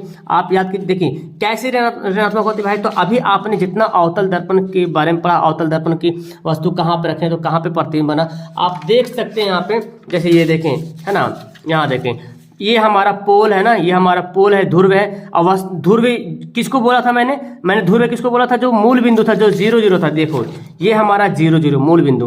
तो यहाँ से हम ऐसे घुमा दे तो दर्पण बन गया। यहाँ से देखो मैंने मूल बिंदु से देखो ऐसे घुमा दिया, ये हमारा मूल बिंदु था। तो हम दूरियां यहाँ पे प्रतिबिंब कहाँ पे बन रहा, बाएं तरफ बन रहा। तो मूल बिंदु से बाएं तरफ बनेगा तो क्या होगा, ऋणात्मक होगा, है ना। दर्पण कैसा, अवतल है। तो इस तरह से याद कीजिएगा कि अवतल दर्पण की फोकस दूरी क्या होगी, ऋणात्मक होगी, ठीक है ना। वक्रता त्रिज्या भी ऋणात्मक होगा। और यही जब उत्तल दर्पण ले लिया जाए तो उत्तल दर्पण की फोकस दूरी और वक्रता त्रिज्या क्या होती है, धनात्मक होती है। ये बहुत इंपॉर्टेंट है, इसको याद कीजिएगा, सवाल डायरेक्ट इससे पूछा जाता है। ओके, एक चीज हमारा और रह गया है, आवर्धन। अब देखिए आवर्धन क्या होता है भाई, किसी भी चीज का अगर आवर्धन निकालना है तो प्रतिबिंब की ऊंचाई, ये जो H डैश मैंने लिखा ना, H डैश, ये प्रतिबिंब की ऊंचाई है और ये वस्तु की ऊंचाई। तो प्रतिबिंब की ऊंचाई वस्तु की ऊंचाई का जो रेशियो होगा उसी को क्या बोलेंगे, मैग्निफिकेशन बोलेंगे। यही डिफिनेशन अगर आपसे पूछा जाएगा कि आवर्धन किसे कहते हैं तो आप बोलेंगे प्रतिबिंब की ऊंचाई और वस्तु की ऊंचाई के अनुपात को आवर्धन कहा जाता है, ठीक है ना। तो ये जो प्रतिबिंब को मैंने भी से मापना है, आपने पढ़ा प्रतिबिंब को भी से मापना है, ठीक है ना। और आवर्धन को यू से मापना है। ओके, आवर्धन से यू, वस्तु की ऊंचाई को यू से मापते हैं और प्रतिबिंब की ऊंचाई को भी से मापते हैं। और ये अवतल दर्पण, इसलिए प्रतिबिंब की दूरी क्या होगा, ऋणात्मक होगा। तो ये याद करें, माइनस भी बाई यू, ये हो गया ये दर्पण के आवर्धन का सूत्र हो गया। ओके, अब इसके बाद हम समझते हैं कि जो फॉर्मूला आपका है दर्पण का सूत्र 1/v प्लस 1/u बराबर 1/f, है ना। इसको सिद्ध करते हैं। ओके, आइए देखते हैं ये कैसे प्रूव होता है। तो देखिए इस फिगर को समझ लेते हैं। अभी क्या बोला जा रहा कि एक दर्पण लेते हैं, ठीक है, अवतल दर्पण ले लिया मैंने। और अवतल दर्पण लेने के बाद देख रहे हैं आप, यहाँ से यहाँ पे कोई वस्तु रख दिया गया है, ठीक है। और इसका जो है यहाँ पे इस आईना पे, इस जो मिरर पे रिफ्लेक्ट हो रहा, और एफ से होते हुए फोकस दूरी पे होते हुए इधर जो रिफ्लेक्ट हो रहा। फिर उसी तरह से एक रेखा जो इधर से जा रही है वक्रता केंद्र से होते हुए, तो यहाँ पे जो ना ये जो है यहाँ पे ये बनेगा इसका प्रतिबिंब B1 और A1 के बीच। तो आपको इस तरह से फिगर बना लेना है, ठीक है। इसमें से एक बात दिख रहा क्या कि हमको ना इसमें समरूपता सिद्ध करना पड़ेगा। समरूपता जब सिद्ध करेंगे तो निकल जाएगा एक्चुअली। और देखिए यहाँ से जो P से जो ये ध्रुव है, ध्रुव से जो F है, ये क्या है, ये फोकस दूरी, यहाँ से तक क्या है, फोकस दूरी है। और ध्रुव से लेकर जो B है ये प्रतिबिंब की दूरी है। और ध्रुव से जो लेकर B तक है ये वस्तु की दूरी, ठीक है। जब भी हम यहाँ से दूरी नापेंगे तो जब भी दूरी मापी जाती है ध्रुव से मापी जाती है, ध्रुव से, ठीक है। और आपको पता है प्रकाश की लहर देखिए इधर जा रही है, प्रकाश किधर जा रही है, इधर जा रही है। तो ये तो इस दिशा में जा रही है प्रकाश, और हम इस दिशा में नाप रहे हैं, देखिए इधर से नाप रहे हैं। तो ध्रुव से जब नाप रहे हैं तो फिर प्रकाश जब इधर से जा रही है तो ये पॉजिटिव में है, और जब इधर से नाप रहे हैं हम इसको तो नेगेटिव में। तो फोकस दूरी भी नेगेटिव हो जाएगा, प्रतिबिंब की दूरी भी यहाँ से यहाँ तक क्या है, प्रतिबिंब की दूरी भी नेगेटिव हो जाएगा, और यहाँ से यहाँ तक जो वस्तु की दूरी ये भी क्या हो जाएगा, नेगेटिव हो जाएगा। ये बात याद रखें, आगे काम आने वाला है। तो पहले यहाँ पे हम इसको प्रूव करते हैं, मानते हैं। पहले माना कि दर्पण, तो मैं यहाँ पे लिख लिया कि माना कि दर्पण ST जो दर्पण है इसमें P क्या ध्रुव है, और फिर यहाँ पे AB बिंब AB, जो बिंब AB इसकी प्रतिबिंब जो है C और F यानी कि फोकस दूरी और वक्रता केंद्र है ना, इसके बीच बनती है, क्या बनती है, A डैश B डैश। जहां पे PF जो है इसको -F बोला गया। क्यों -F बोले, क्योंकि अभी मैंने बताया कि जब ध्रुव से जो दूरी मापेंगे, लाइट की दूरी ध्रुव से, तो वो ऋणात्मक होगी, क्योंकि लाइट के विपरीत हो रहा। लाइट इधर से जा रही है ना, लाइट इधर से जा रही है और ये टकरा किधर आ रही, तो हम इधर से माप रहे हैं। तो इधर से अगर जाती हम इधर से मापते हैं तो क्या होता है, हमारा पॉजिटिव होता है। लेकिन इधर से माप रहा हूं तो ये नेगेटिव, इधर से P से F तक है तो ये फोकस दूरी ये भी नेगेटिव, P से B तक है वक्रता केंद्र है ये भी नेगेटिव, B डैश, और P से B तक है तो ये वस्तु की दूरी ये भी क्या हो गया, नेगेटिव हो गया। इतना आपको मानना पड़ेगा। इसमें और भी हम चाहे तो लिख सकते हैं, ये जो AB है, ये AB और ये MP यहाँ पे घुमा हुआ है ना, गोल है घुमा हुआ, तो ये एक्चुअली समझ लीजिए कि इसी के समांतर में एकदम निकट में, ये क्या एकदम निकट है, तो हम यहाँ पे बोल सकते हैं कि AB जो है वो MP के क्या है, बराबर है। AB जो है वो MP के बराबर है।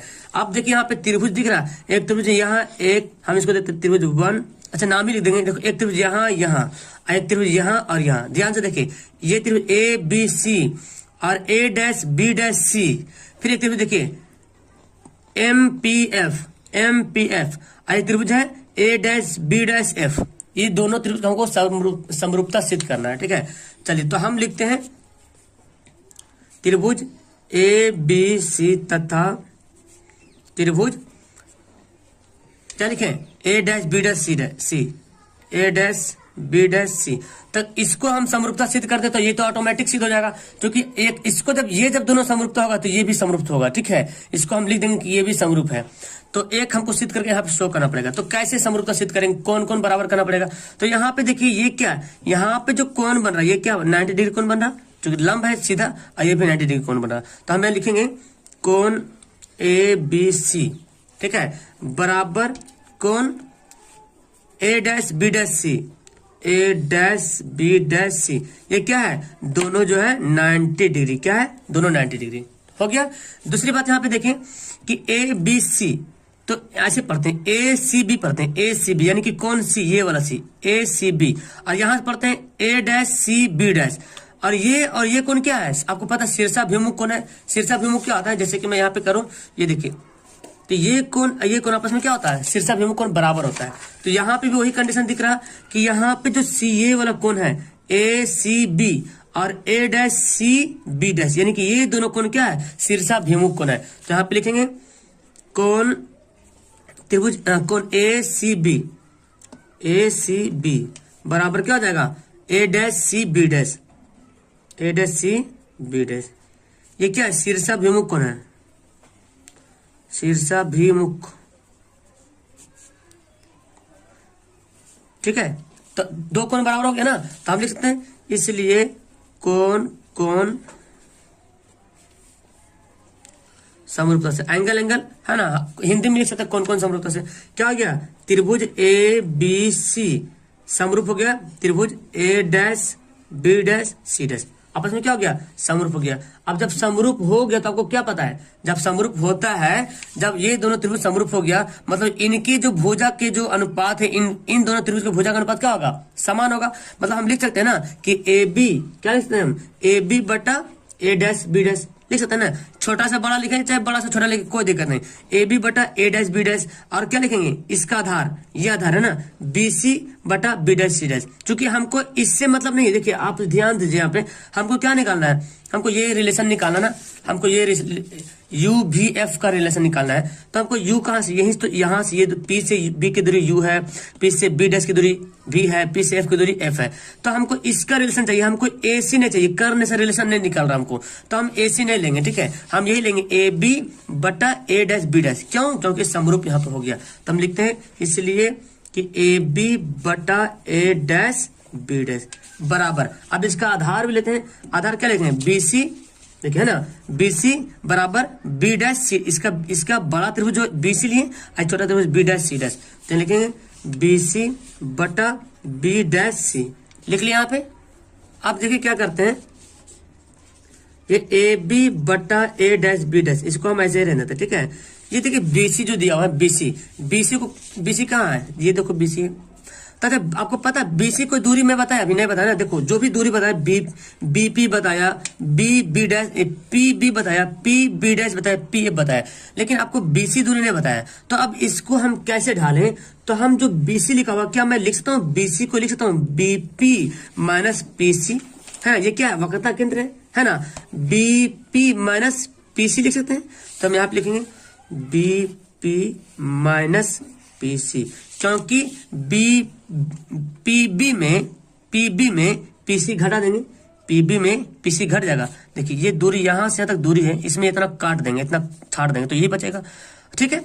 और हमारा क्या दिख रहा, B dash C, B dash C, तो बी डैश सी बोल रहा, तो बी डैश सी के लिए मैं क्या लिख सकता हूँ, देखो बी डैश सी क्या यहाँ से तक है, तो हम लिख सकते हैं पी सी, यहाँ से तक बी डैश सी है, इसके लिए क्या लिख सकते हैं, तो बी डैश सी का तो कोई दूरी मैंने बताया हूं, तो मैं लिख सकता हूँ इसको पी सी, यहाँ से तक P C minus P B dash, मतलब यहाँ से यहाँ तक दूरी में ये दूरी घटा देंगे तो ये बचेगा, तो हम इसको लिखेंगे P C minus P B dash, ठीक है, P C minus P B dash, यहाँ लिख लिया, हो गया। इसको समीकरण फर्स्ट कर दिया, क्या करते हैं समीकरण फर्स्ट, इसी प्रकार लिखेंगे, इसी प्रकार जब बनाएंगे आप त्रिभुज, देखिए क्या लिखते हैं एबीसी लिखा था ना, तो एम पी एफ त्रिभुज और ए डैश बी डैश एफ, इन दोनों त्रिभुज भी क्या होगा, इसी प्रकार समरूप होगा, क्योंकि देखो यहाँ पे 90 डिग्री तो यहाँ पे बनेगा 90 डिग्री। अब बोले सर घुमा हुआ आपको दिख रहा है यहाँ पे घुमा, लेकिन एक्चुअली ये सीधा है, ठीक है, चूंकि बहुत नजदीक है, तो यहाँ पे 90 तो यहाँ पे 90, ये दोनों भी क्या हो जाएगा, अभिमुख, शीर्षाभिमुख होने जाएगा, तो फिर हमें ये प्रक्रिया अपनाना पड़ेगा, तो हम डायरेक्ट लिख देंगे इसी प्रकार त्रिभुज पी एम पी एफ और ए डैश बी डैश एफ जो है आपस में क्या है, समरूप है। इसी प्रकार त्रिभुज एम पी एफ समरूप त्रिभुज ए डैश बी डैश एफ, ठीक है, समरूप हो गया। जब समरूप हो गया तो इसलिए मैं क्या लिखता हूं, तो फिर इसको मैं डाल सकता हूं ना कि एमपी बटा ए डैश बी डैश, है ना, लिख सकते हैं ना, एमपी बटा ए डैश बी डैश यहाँ पे लिख सकते हैं इजी से। तो यहां पता चल गया कि ये दोनों त्रिभुज भी क्या है, समरूप है, तो हम लिख सकते हैं ना पीएम, है ना, पीएम बटा ए डैश बी डैश, यहां लिखते हैं पीएम बटा ए डैश बी डैश बराबर, और इसके जो लिखेंगे आधार, चूंकि हमको करने से मतलब नहीं, हमको आधार से मतलब है, तो क्या लिखेंगे पी एफ, है ना, पी एफ बटा बी डैश एफ या एफ बी डैश जो लिखो, तो क्या लिखेंगे पी एफ बटा लिख लिया, पी एफ बटा बी डैश एफ कर दो या एफ बी डैश, देखो पी एफ बटा बी डैश एफ, ठीक है। अब हम देखो यहाँ पे इसको तो हम क्या करते हैं, ये जो हमारा है पीएम है ना, इसको हम ऐसे रहने देते हैं पीएम बटा, पीएम को हम ऐसे रहने देते हैं, और अब अच्छा पीएम को हम चेंज भी कर सकते हैं यहाँ पे, या तो ऐसे चेंज ही कर दो, अभी चेंज कर दो, चूंकि यहाँ पे देखो मैं लिखा था पीएम ए बी आपस में क्या है, बराबर है, तो हम पीएम ए बी को क्या करेंगे, तो पीएम के जगह पे क्या लिख दे, हम ए बी लिख दे, पीएम की जगह पे मैं ए बी लिख देता हूँ, क्यों, क्योंकि पीएम ए बी क्या है आपस में बराबर है, तो लिख दिया यहाँ पे।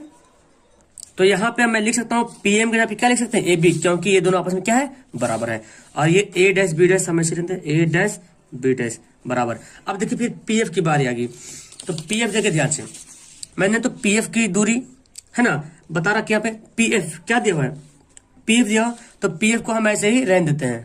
तो उसके बाद क्या करेंगे, पीएफ को ऐसे रहने देंगे, तो हम पीएफ, चूंकि पीएफ की दूरी हमको पता है, पीएफ पता है, देखिए पीएफ क्या है माइनस एफ है, फिर क्या है ए, यहाँ देखिए B dash F, B dash F की दूरी मैंने नहीं बताया आपकी, बी डैश एफ क्या होता है, तो हम इसको लिख सकते हैं बीपी, है ना, या P B dash minus P F, P B dash यहां से इसकी दूरी, ये टोटल दूरी में ये दूरी क्या करेंगे, माइनस कर देंगे, ये दूरी माइनस कर देंगे, तो P B dash minus P F लिखते हैं, P B dash minus P F, हो गया। समीकरण क्या करेंगे, सेकंड करेंगे। अब दोनों समीकरण क्या करेंगे, समीकरण फर्स्ट को सेकंड से कर देंगे बराबर, क्योंकि देखिए ये वाला वैल्यू और ये वाला वैल्यू आपस में दोनों क्या है, बराबर है, तो हम ये दोनों भी आपस में बराबर होगा। जब ये दोनों आपस में बराबर, ये इसके बराबर, ये इसके बराबर है, तो जब ये दोनों बराबर है तो ये भी दोनों आपस में क्या होगा, बराबर होगा। तो हम लिखते हैं समीकरण फर्स्ट तथा सेकंड से। चलिए लिखते हैं यहाँ पे, लिखते हैं यहाँ पे समीकरण फर्स्ट बराबर सेकंड से।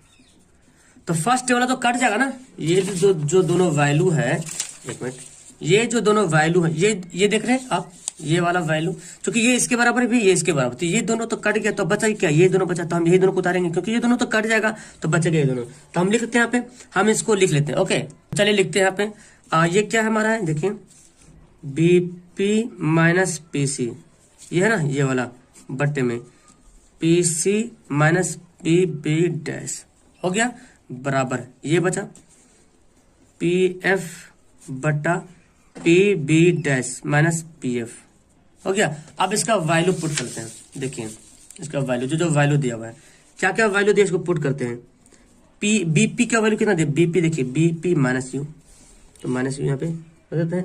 ठीक है, जो जो वैल्यू दिया वहाँ पे हम यहाँ पे क्या करेंगे, इसका वैल्यू हम लोग पुट कर ईमानदारी से पुट कर लेते हैं। तो चलिए यहाँ पे चलिए लिख लेते हैं यहाँ पे माइनस पीसी। अब देखिए पीसी क्या है, ये देखें पीसी बोला जा रहा है आपको, ये जो यहाँ से तक क्या है पीसी है। अच्छा आपको पता है जो वक्रता त्रिज्या पीसी क्या है, वक्रता त्रिज्या होता है। अब पीसी जो होता है वो 2f के बराबर क्या होता है 2f। ये जो पीसी क्या है वक्रता त्रिज्या है, अब वक्रता त्रिज्या मतलब r क्या होता है 2 फोकस के बराबर होता है, 2f के बराबर, r बराबर 2f होता है ना, r बराबर 2f होता है। तो हम यहाँ पे लिख सकते हैं ना, जहाँ पे पीसी है, जहाँ पे पीसी वहां पे हम 2f लिख सकते हैं आराम से।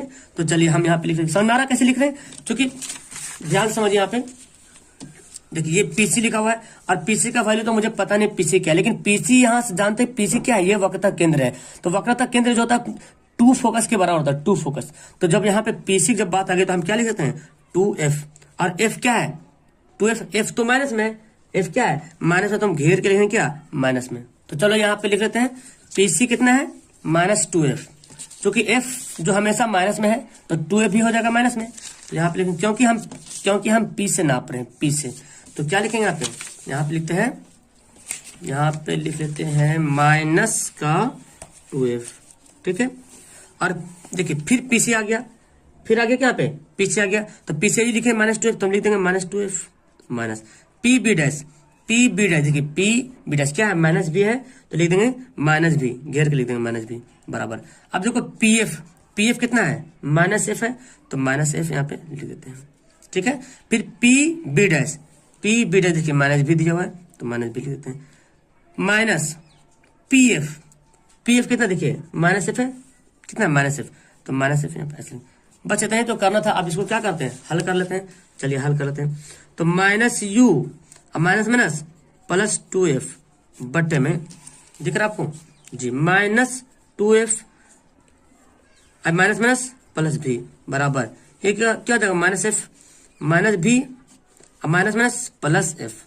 अब क्या करें क्रॉस गुना करते हैं, चलिए क्रॉस गुना करते हैं। तो देखिए क्रॉस गुना करते हैं -u + 2f को ऐसे गुना करते हैं -v + f। ठीक है, इसको गुना करते हैं, इसको -f -2f + v। ठीक है, आसानी से समझ में आ जाएगा आपको, इसलिए मैंने ऐसे कर दिया वहां पे। तो क्या करेंगे आप, तो बराबर हो गया, गुना कर दे, पहले इसको इससे गुना करेंगे है ना, तो माइनस प्लस क्या हो जाएगा u भी हो जाएगा। ठीक है, फिर माइनस प्लस माइनस uf हो जाएगा, फिर इसको करेंगे माइनस प्लस माइनस 2vf, अब प्लस प्लस प्लस 2f² हो गया। ओके, अब यहाँ पे देखते हैं, अब इसको भी कर लेते हैं, माइनस को करते हैं minus plus 2f² minus plus minus f भी हो गया ना। चले अब क्या करें, देखो 2f² इधर भी तो ये दोनों का हो जाएगा, कट जाएगा, इधर लाइएगा तो माइनस में आ जाएगा, किसी को इधर ले जाएगा माइनस में जाएगा। ठीक है, तो अब हमारे ये आ गया। आप क्या करते हैं इसको भी, ये जो यहाँ एफ भी है ना, ये जो एफ भी को उधर ले चल जाते हैं, तो यू भी माइनस क्या बचेगा यूएफ बचेगा, यूएफ यहाँ पे बच गया। चलिए तो ये हमारा क्या बचा यूएफ बचा, इसको उधर ले चल जाते हैं, तो माइनस एफ भी है, ये जाके माइनस क्या बन जाएगा +2 वी एफ बोलो एफ भी बोलो, ये दोनों बराबर, दोनों एफ भी या वी एफ बराबर है। ये देखो यू भी माइनस यू एफ है। ठीक है, यू भी माइनस यू एफ हो गया, और यहाँ पे क्या हो जाएगा घटेगा ना, ये 2 वी एफ में से एक वी एफ घटेगा, तो क्या बचेगा सिर्फ वी एफ भी बचेगा। उसके बाद क्या करते हैं, उसके बाद हमको निकालना क्या है, अब क्या करते हैं, इसको दोनों तरफ से यू भी एफ से भाग देने पर, तो भाग कर देंगे, तो यहाँ पे हम करते हैं यू भी है, इसको भाग करेंगे क्या यू भी एफ से भाग, दोनों करते हैं यू एफ है, इसको करेंगे यू भी एफ से भाग करेंगे। ठीक है, और यहाँ पे एफ भी है, यहाँ भी यू भी एफ से डिवाइड करेंगे, तो डिवाइड कीजिए, यहाँ पे देखिए यू भी कट जाएगा। ठीक है, यू एफ कट गया, और क्या बचा देखो एफ भी कट गया।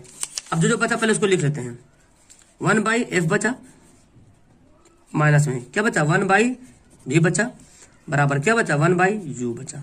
तो अब क्या करना हमको, इस माइनस को उधर कर लेते हैं, इस माइनस को उधर करते हैं, 1/f बराबर 1/u, माइनस क्या बनेगा 1/v। अतः इसलिए 1/v + 1/u = 1/f। ये तो शुद्ध करना था, प्रूव्ड। तो समझ में आया आपको? तो उम्मीद है कि आपको समझ में आ गया होगा। ध्यान से जो मैंने बताया था, दर्पण में वस्तु को कहां पे रखें तो फोटो कहां बनता है। 2 नंबर सवाल में अक्सर सवाल पूछा जाता है, आप प्रीवियस ईयर क्वेश्चन उठा के देखिए।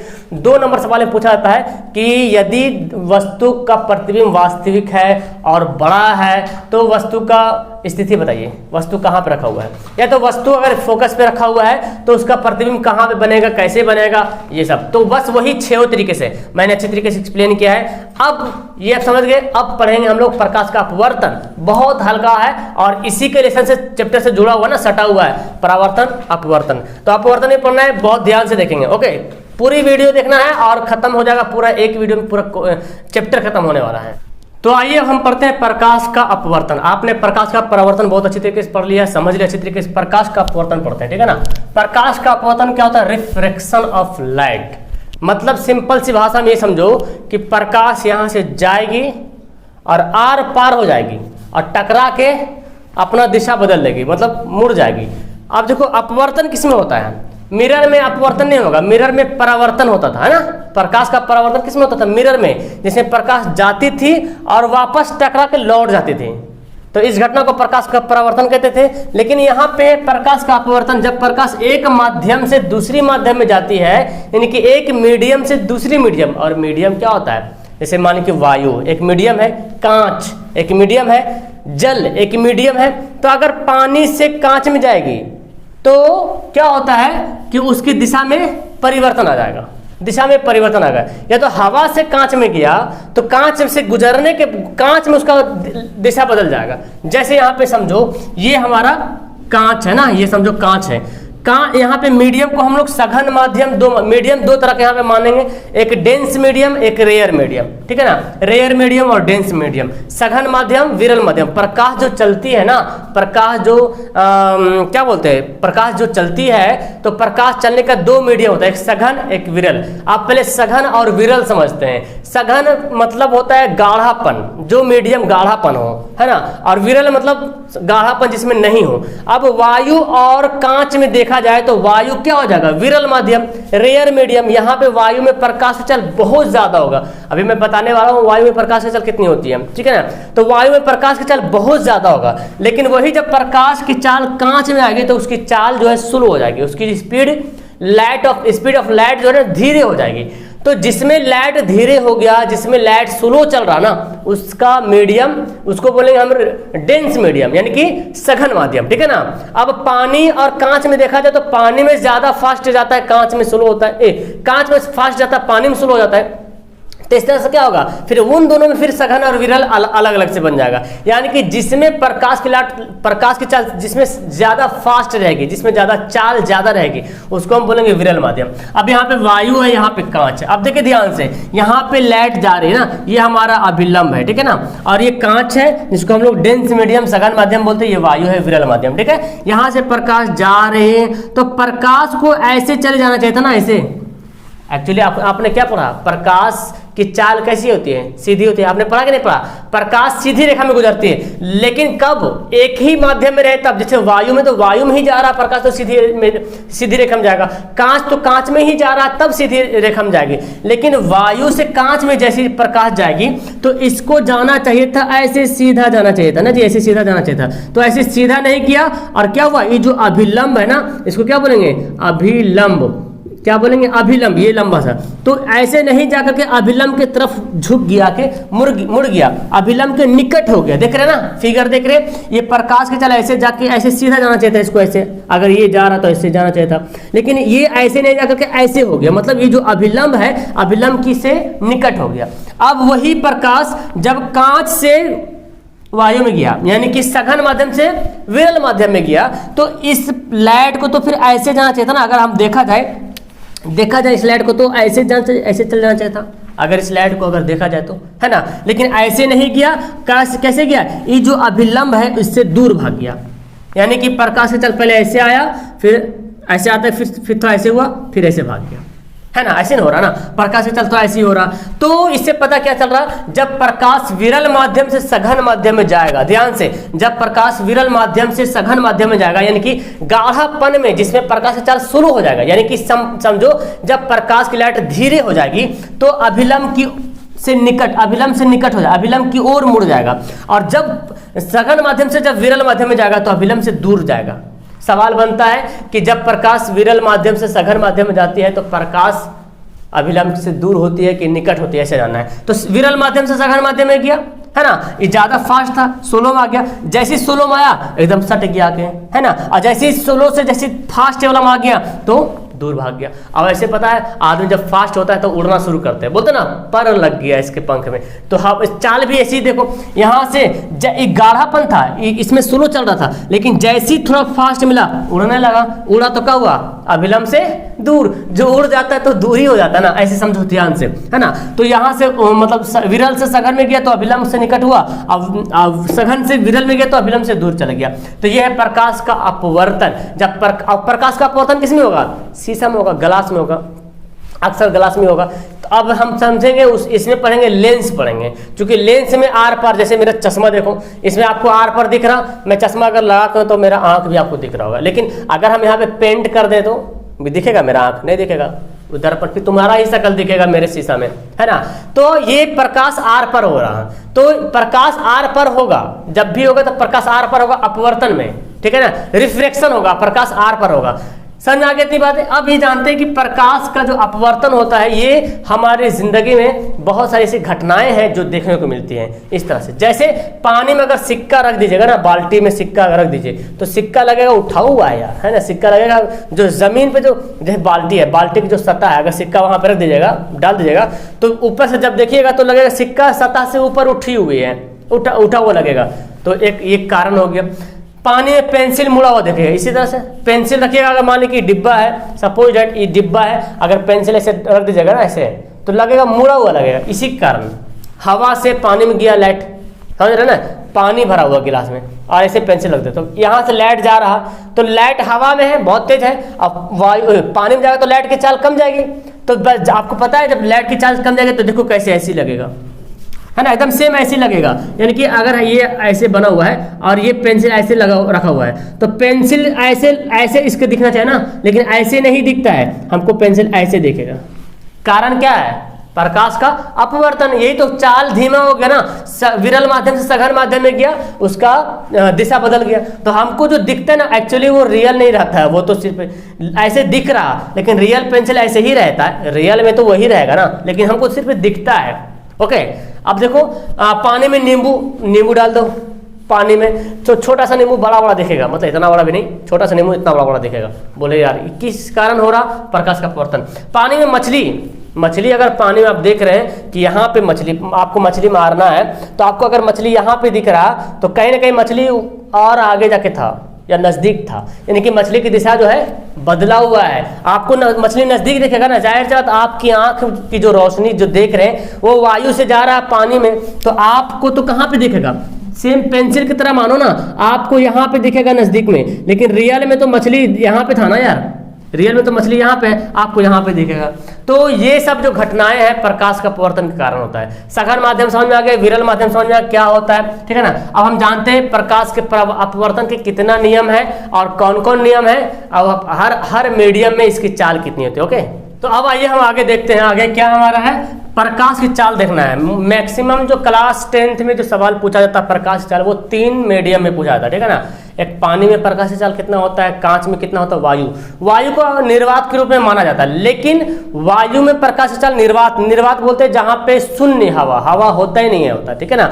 लेकिन एग्जाम में कभी कभी ऐसे पूछता है कि वायु में प्रकाश चाल कितना होता है, वायु में भी प्रकाश की चाल उतना ही देता है और निर्वात में भी प्रकाश की चाल उतना ही देता है, थोड़ा मेरा डिफरेंस है। लेकिन अगर थोड़ा सा डिफरेंस अगर देखा जाए तो निर्वात में प्रकाश की चाल ज्यादा होगा और वायु में थोड़ा सा कम होगा। लेकिन जो हमारा दिया हुआ है चाल, स्पीड ऑफ चाल दिया हुआ ना, तो सेम ही दिया हुआ, निर्वात में बोले या वायु बोले या हवा में, प्रकाश की चाल 3 लाख किलोमीटर प्रति सेकंड, या तो फिर 3 × 10⁸, जब 3 जीरो बढ़ा देंगे तो मीटर बन जाएगा, है ना। किलोमीटर को 1000 से गुना करते क्या बनता है, मीटर बनता है। तो सवाल ऐसे पूछता है कि प्रकाश की चाल वायु में प्रकाश की चाल कितनी होती है? 3 इंटू 10⁸ मीटर प्रति सेकंड।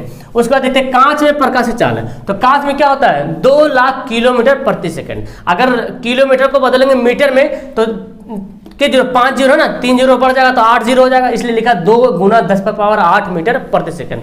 और जल में प्रकाश की चाल 2.25 इंटू 10⁸ मीटर प्रति सेकंड, यानी कि कितना हो गया? 2,25,000 किलोमीटर प्रति सेकंड। तो अगर आपसे पूछा जाए सबसे ज्यादा प्रकाश की चाल किस में होती है भाई, तो बताओ सबसे ज्यादा प्रकाश की चाल निर्वात में होता है। वायु में प्रकाश की चाल सबसे ज्यादा होती है, ठीक है ना। और सबसे कम किस में होता है? जल कांच में। देखो उसके बाद जल में, वायु के बाद जल आता है, उसके बाद कांच, यानी कि कांच में प्रकाश की चाल सबसे कम होती है। अगर इन तीनों में बात की जाए तो वायु, जल और कांच में अगर बात की जाए तो कांच में प्रकाश की चाल कम होती है और वायु में ज्यादा होती है, ठीक है ना। सवाल एक बार ऐसे ही पूछा गया था, प्रकाश की चाल किसमें ज्यादा होती है? वायु। निर्वात भी दे दिया था, अगर वायु निर्वात दे देगा तो फिर आप निर्वात पे टिकट करोगे, लेकिन कहीं कहीं पे लिखता है कि दोनों जगह समान ही होता है। एनसीईआरटी किताब में दिया हुआ है कि थोड़ा सा वायु में प्रकाश की चाल निर्वात से कम होता है, लेकिन अगर गणित के हिसाब से देखा जाए दोनों को चाल जो दिया हुआ है वो उतना ही दिया हुआ, ठीक है ना। आप जानते हैं अपवर्तनांक, यहाँ पे एक बात आती है, अपवर्तनांक रिफ्रैक्टिव इंडेक्स क्या होता है भाई? देखो तो अपवर्तनांक उसको बोलते हैं जिस भी माध्यम का अपवर्तनांक निकालना है, जिस भी माध्यम, जैसे कांच का निकालो अपवर्तनांक, या हीरा का निकालो, या पानी का निकालो, जिस भी चीज का तुमको अपवर्तनांक निकालना हो तो अपवर्तनांक क्या होता है? किसी भी माध्यम का अपवर्तनांक शून्य में प्रकाश की चाल, शून्य में कितना प्रकाश की चाल है और उस माध्यम में प्रकाश की चाल क्या है, और उन दोनों का अगर अनुपात निकाल लेंगे तो क्या निकल जाएगा? अपवर्तनांक निकल जाएगा। समझ में आई मेरी बात? अपवर्तनांक किसको बोलेंगे? किसी भी माध्यम का अपवर्तनांक वो होता है जो शून्य में प्रकाश की चाल और उस माध्यम में प्रकाश की चाल का अनुपात। देखो शून्य में प्रकाश की चाल और माध्यम में प्रकाश की चाल, अब जिस माध्यम में निकालना है उस माध्यम का प्रकाश की चाल। मैंने यहाँ पे एग्जांपल दिया, पानी का अपवर्तनांक अगर निकालना हमको, पानी का अपवर्तनांक, तो पानी का अपवर्तनांक निकालना तो पहले क्या जाना, हमको तो पता है शून्य में प्रकाश की चाल क्या होता है और पानी का भी पता है, लेकिन जब आपको नहीं पता रहेगा तो सवाल किताब में दिया रहेगा, जिस चीज का अपवर्तनांक निकालना है ना उसका दिया रहेगा कि इसका अगर इसमें इस माध्यम में प्रकाश की चाल इतनी है तो इसका अपवर्तनांक क्या होगा, तो शून्य में प्रकाश की चाल बटा जिस माध्यम में जितना प्रकाश की चाल है वो लिख के डिवाइड कर दो। तो पानी में प्रकाश की चाल का ये होता है, शून्य में प्रकाश की चाल होता है 3 लाख किलोमीटर प्रति सेकंड और पानी में 2.5 लाख किलोमीटर प्रति सेकंड। इसको अगर अनुपात निकालेंगे तो 1.33, तो पानी का अपवर्तनांक 1.33। लेकिन अपवर्तनांक से एक सवाल, इकलौता सवाल जो ज्यादा पूछा जाता है वो ये है, हीरा का अपवर्तनांक कितना होता है? हीरा का अपवर्तनांक सबसे ज्यादा, हीरा का अपवर्तनांक 2.42 होता है। इसका मतलब क्या है कि अगर हीरा का अपवर्तनांक निकाल रहे हैं, इससे ये पता चलता है कि पानी के अपवर्तनांक का 2.42 गुना है ना, 2.42 गुना। सवाल बनता ना कि यदि हीरा का अपवर्तनांक 2.42 है तो इससे क्या अभिप्राय है ना, सवाल बनता है। तो हीरा का अपवर्तनांक 2.42 है, इससे यह अभिप्राय है कि शून्य में प्रकाश की चाल और शून्य में प्रकाश की चाल, हीरा में प्रकाश की चाल का क्या जो है, शून्य का अपवर्तनांक हीरा का जो अपवर्तनांक है 2.42 गुना है शून्य में प्रकाश की चाल, और हीरा में जो प्रकाश की चाल है उसका जो है इतना गुना स्पीड जाएगा चाल, है ना, जिसकी वजह से यहाँ पे देखो ये हमारा बन जाएगा। तो ये आपको समझ में आ गया है कि प्रकाश चाल किसमें ज्यादा होता है। रिफ्रैक्टिव इंडेक्स आपको निकालने आ जाएगा, अपवर्तनांक निकालने आ जाएगा आराम से। न्यूमेरिकल सवाल हम अलग वाली वीडियो में करेंगे, एक अलग से वीडियो में करेंगे।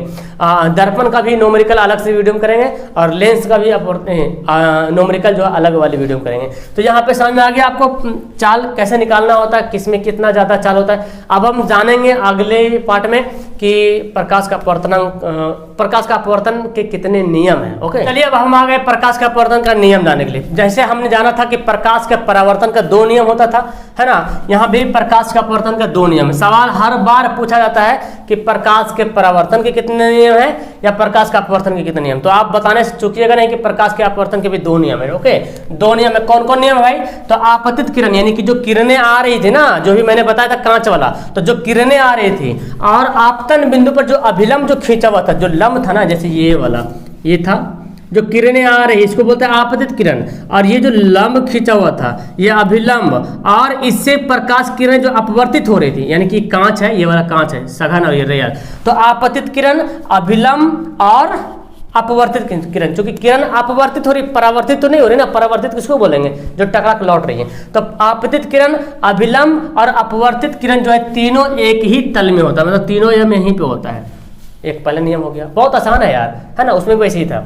और दूसरा क्या है, आपतन कोण की ज्या और अपवर्तन कोण की ज्या का अनुपात नियतांक होता है, यानी कि जो ये वाला था ना आपतन कोण और ये अपवर्तन कोण, इंसिडेंट एंगल और रिफ्रेक्टिव एंगल, तो ये दोनों कोण की जो ज्या है, जो सैन ज्या बोलते हैं सैन को ना, वो उसका अनुपात है क्या, नियतांक, यानी कि सैन आई बटा सैन आर। और सैन आई बटा सैन आर को स्नेल का नियम भी कहते हैं, याद रखेगा कि सैन आई बटा सैन आर को क्या कहते हैं, स्नेल का नियम कहते हैं। तो आइए अब हम इस पार्ट में पढ़ लेते हैं प्रिज्म। ओके, प्रिज्म आप जानते हैं, प्रिज्म जो है 5 सतह, ये ना 3 सतह आपको दिख रहा होगा, लेकिन रियल में जो प्रिज्म देखोगे ना, ये 5 सतह होता है, ठीक है, कितना होता है, 5 सतह होता है प्रिज्म का। सवाल आता है कि प्रिज्म की कितने सतह होते हैं, याद कीजिएगा, कितना सरफेस होता है, 5 सरफेस होता है। अब ये सवाल डायरेक्ट पूछता है कि प्रिज्म से होकर प्रकाश की किरणें गुजारने का एक आरेख खींचे, ग्राफ बनाइए। 2 नंबर का सवाल है, डायरेक्ट पूछता है, बस आप प्रिज्म बनाइएगा, लिख दीजिएगा, या तो फिगर बना दीजिएगा और यहाँ पे लिख दीजिएगा प्रिज्म, तुम्हारा 2 नंबर मिल जाएगा। तो इसको बस जानना है, प्रैक्टिस करना। समझते हैं यहाँ पे क्या है, ये हमारा प्रिज्म है, ABC नाम का प्रिज्म है। अब प्रिज्म देखो कैसे, 5 सतह का मतलब हुआ कि एक ऐसे रहेगा, एक ऐसे 2 सतह ऐसे हो गया, अब इधर से रहेगा 2 सतह और नीचे से रहेगा, ठीक है ना, ऐसे 2 सतह ऐसे रहेगा, और जो इधर खाली इधर इधर तो ऐसे रहेगा 4 और नीचे रहेगा 5, तो 5 सतह प्रिज्म होता है। अब यहाँ से हम प्रकाश की किरणें जो गुजार रहे हैं ना, इसको बोलते हैं आपतित किरण, आपतन बोल सकते हैं, अपवर्तक किरण बोल सकते हैं, है ना, हो रहा आपतित किरण हो रहा। अब यहाँ से किरणें देखो, यहाँ पे जाने की बजाय यहाँ से क्या हो रहा, मुड़ जा रहा, ई से मुड़ जा रहा, और F तक आया और फिर यहाँ से मुड़ गया। अरे वही है जो वायु से कांच में जाएगा तो मुड़ता है कि नहीं, देखो यहाँ पे वायु था, ये प्रिज्म में कांच ही तो होगा ना, तो इस वायु से प्रकाश चाल तो इसमें कम ही होगा, है ना, तो इसको सीधा जाना चाहिए था तो ऐसे मुड़ गया, फिर इसको ऐसे जाना चाहिए था तो फिर ऐसे मुड़ गया, है ना। अब ये जो मुड़ गया, देखो ये जो मुड़ा ना यहाँ से, तो यहाँ इसका इंडिकेशन यहाँ से करेंगे, इसको बोलेंगे निर्गत किरण। क्या बोलेंगे, निर्गत किरण। ये आपतित किरण है, ये निर्गत किरण है। ओके, तो जो यहाँ पे जो कोण बनेगा, यहाँ पे जो कोण बनेगा, इस कोण को बोलेंगे विचलन कोण, यानी कि आपतित किरण और निर्गत किरण के बीच के कोण को विचलन कोण कहते हैं। सवाल अगर पूछा जाएगा कि विचलन कोण किसको कहेंगे बाबू, तो आपतित किरण और निर्गत किरण के बीच के जो कोण होगा उसको क्या बोलेंगे, विचलन कोण कहते हैं। अपवर्तक कोण कौन है बताओ, अपवर्तक कोण देख रहे हैं यहाँ पे, तो यहाँ से किरणें जा रहे हैं, आपतित किरण हो रहा है ना, और किरण जाके क्या हो रहा है, अपवर्तित हो रहा है यहाँ से। अगर ये वाला कोण बढ़ जाए, अगर ये वाला कोण बढ़ेगा तो ये वाला भी बढ़ जाएगा, है ना, यहाँ भी अपवर्तक हो रहा है, यहाँ से जा रहा है फिर यहाँ से मुड़ रहा, तो अगर अपवर्तक कोण बढ़ता है तो विचलन कोण भी क्या होगा, बढ़ जाता है। सवाल डायरेक्ट पूछता है कि यदि प्रिज्म में अपवर्तक कोण बढ़ जाए तो विचलन कोण का मान क्या होता है, बढ़ेगा या घटेगा, ठीक है ना, समझ आ रहा। तो याद रखिएगा, या तो निर्गत किरण भी, अगर निर्गत किरण से जा रही है, अगर निर्गत कोण अगर बढ़ा देंगे तो विचलन कोण भी क्या हो जाएगा, बढ़ जाएगा। अपवर्तक भी, तो इसको अपवर्तक हम बोल सकते हैं ना, यहाँ से किरणें जा रही, यहाँ जा रही, तो ये अगर इससे बात की जाए तो ये आपतित किरण और ये अपवर्तक किरण, यानी कि अपवर्तित किरण हो जाएगा, है ना। तो ये किरण जा रही है, यहाँ पे जो कोण बन रहा है, और ये अगर ये निर्गत किरण को हम अगर बढ़ा दे, कोण निर्गत किरण का कोण का वैल्यू अगर बढ़ जाएगा तो विचलन कोण का मान क्या हो जाएगा, बढ़ जाएगा। बस ये डायरेक्ट आपको डायग्राम बनाना है, 2 नंबर डायरेक्ट आपको मिल जाएगा। ये तो अब हम आ गए लेंस की तरफ, है ना। लेंस में क्या होगा भाई, क्योंकि लेंस में तो कांच है ना, ये कांच, प्रकाश तो आर पर हो जाएगी, यानी कि अपवर्तन का रूल इसमें लागू होगा। तो लेंस मुख्यतः 2 प्रकार के होते हैं, अवतल लेंस और उत्तल लेंस, ठीक है ना। क्या होता है अवतल लेंस, उत्तल लेंस, जिसको हमने पढ़ा दर्पण में, अवतल दर्पण, उत्तल दर्पण। इसमें थोड़ा सा चेंज है उससे, देखो हमने अवतल दर्पण को अभिसारी दर्पण बोला था, अवतल दर्पण प्रकाश को इकट्ठा करता है, और अवतल लेंस जो है प्रकाश को फैला देता है, समझ रहे ना। हाँ, अवतल दर्पण प्रकाश को इकट्ठा कर रहा था, इसलिए तो भट्टी में इस्तेमाल कर रहे थे उसको। अब अवतल जो लेंस है ना, प्रकाश को डाइवर्ज कर दे रहा, फैला दे रहा, इसलिए इसको अपसारी लेंस कहते हैं। तो सवाल पूछेगा किस लेंस को अपसारी कहते हैं, तो दर्पण में मत समझ चल जाइएगा। दर्पण, अवतल दर्पण को अभिसारी दर्पण कह रहे हैं, और उसका उल्टा लेंस में होता है, ठीक है ना। अवतल लेंस को अपसारी लेंस कहेंगे, डाइवर्जिंग लेंस। ओके, अब उत्तल लेंस क्या है प्यारे, तो उत्तल लेंस प्रकाश को इकट्ठा करता है, जमा करता है, ठीक है ना, यानी कि कन्वर्ज करता है। और उत्तल दर्पण क्या कर रहा था, फैला रहा था। उत्तल लेंस जो है अभिसारी कर रहा। ये देखो डायग्राम है। अवतल लेंस पहचानने का तरीका यह है कि इसका किनारे वाला भाग मोटा होगा, बीच वाला भाग का होगा पतला होगा। इसका फार्मूला भी ये होता है, आप बोल सकते हैं वैसा लेंस जिसका किनारे का भाग मोटा हो और बीच का भाग पतला। जैसे मेरा चश्मा देख रहे हैं, इसमें जो लेंस लगा हुआ है ना, ध्यान से देखो, ये वाला भाग ना मोटा है और बीच में पतला है, तो बता सकते हैं मेरा चश्मा क्या हो गया, अवतल लेंस हो गया। तो अवतल लेंस का किनारे का भाग मोटा, बीच का भाग पतला। और उत्तल लेंस क्या होता है, बीच का भाग मोटा और किनारे का भाग पतला होता है, ठीक है ना, उत्तल लेंस होता है।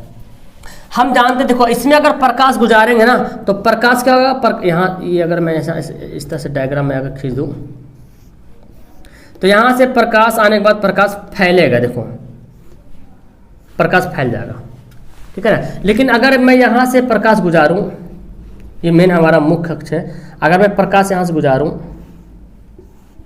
देखो तो ये क्या होगा, एक जगह जाके जमा हो जाएगा, एक जगह जाके प्रकाश जमा हो जाएगा।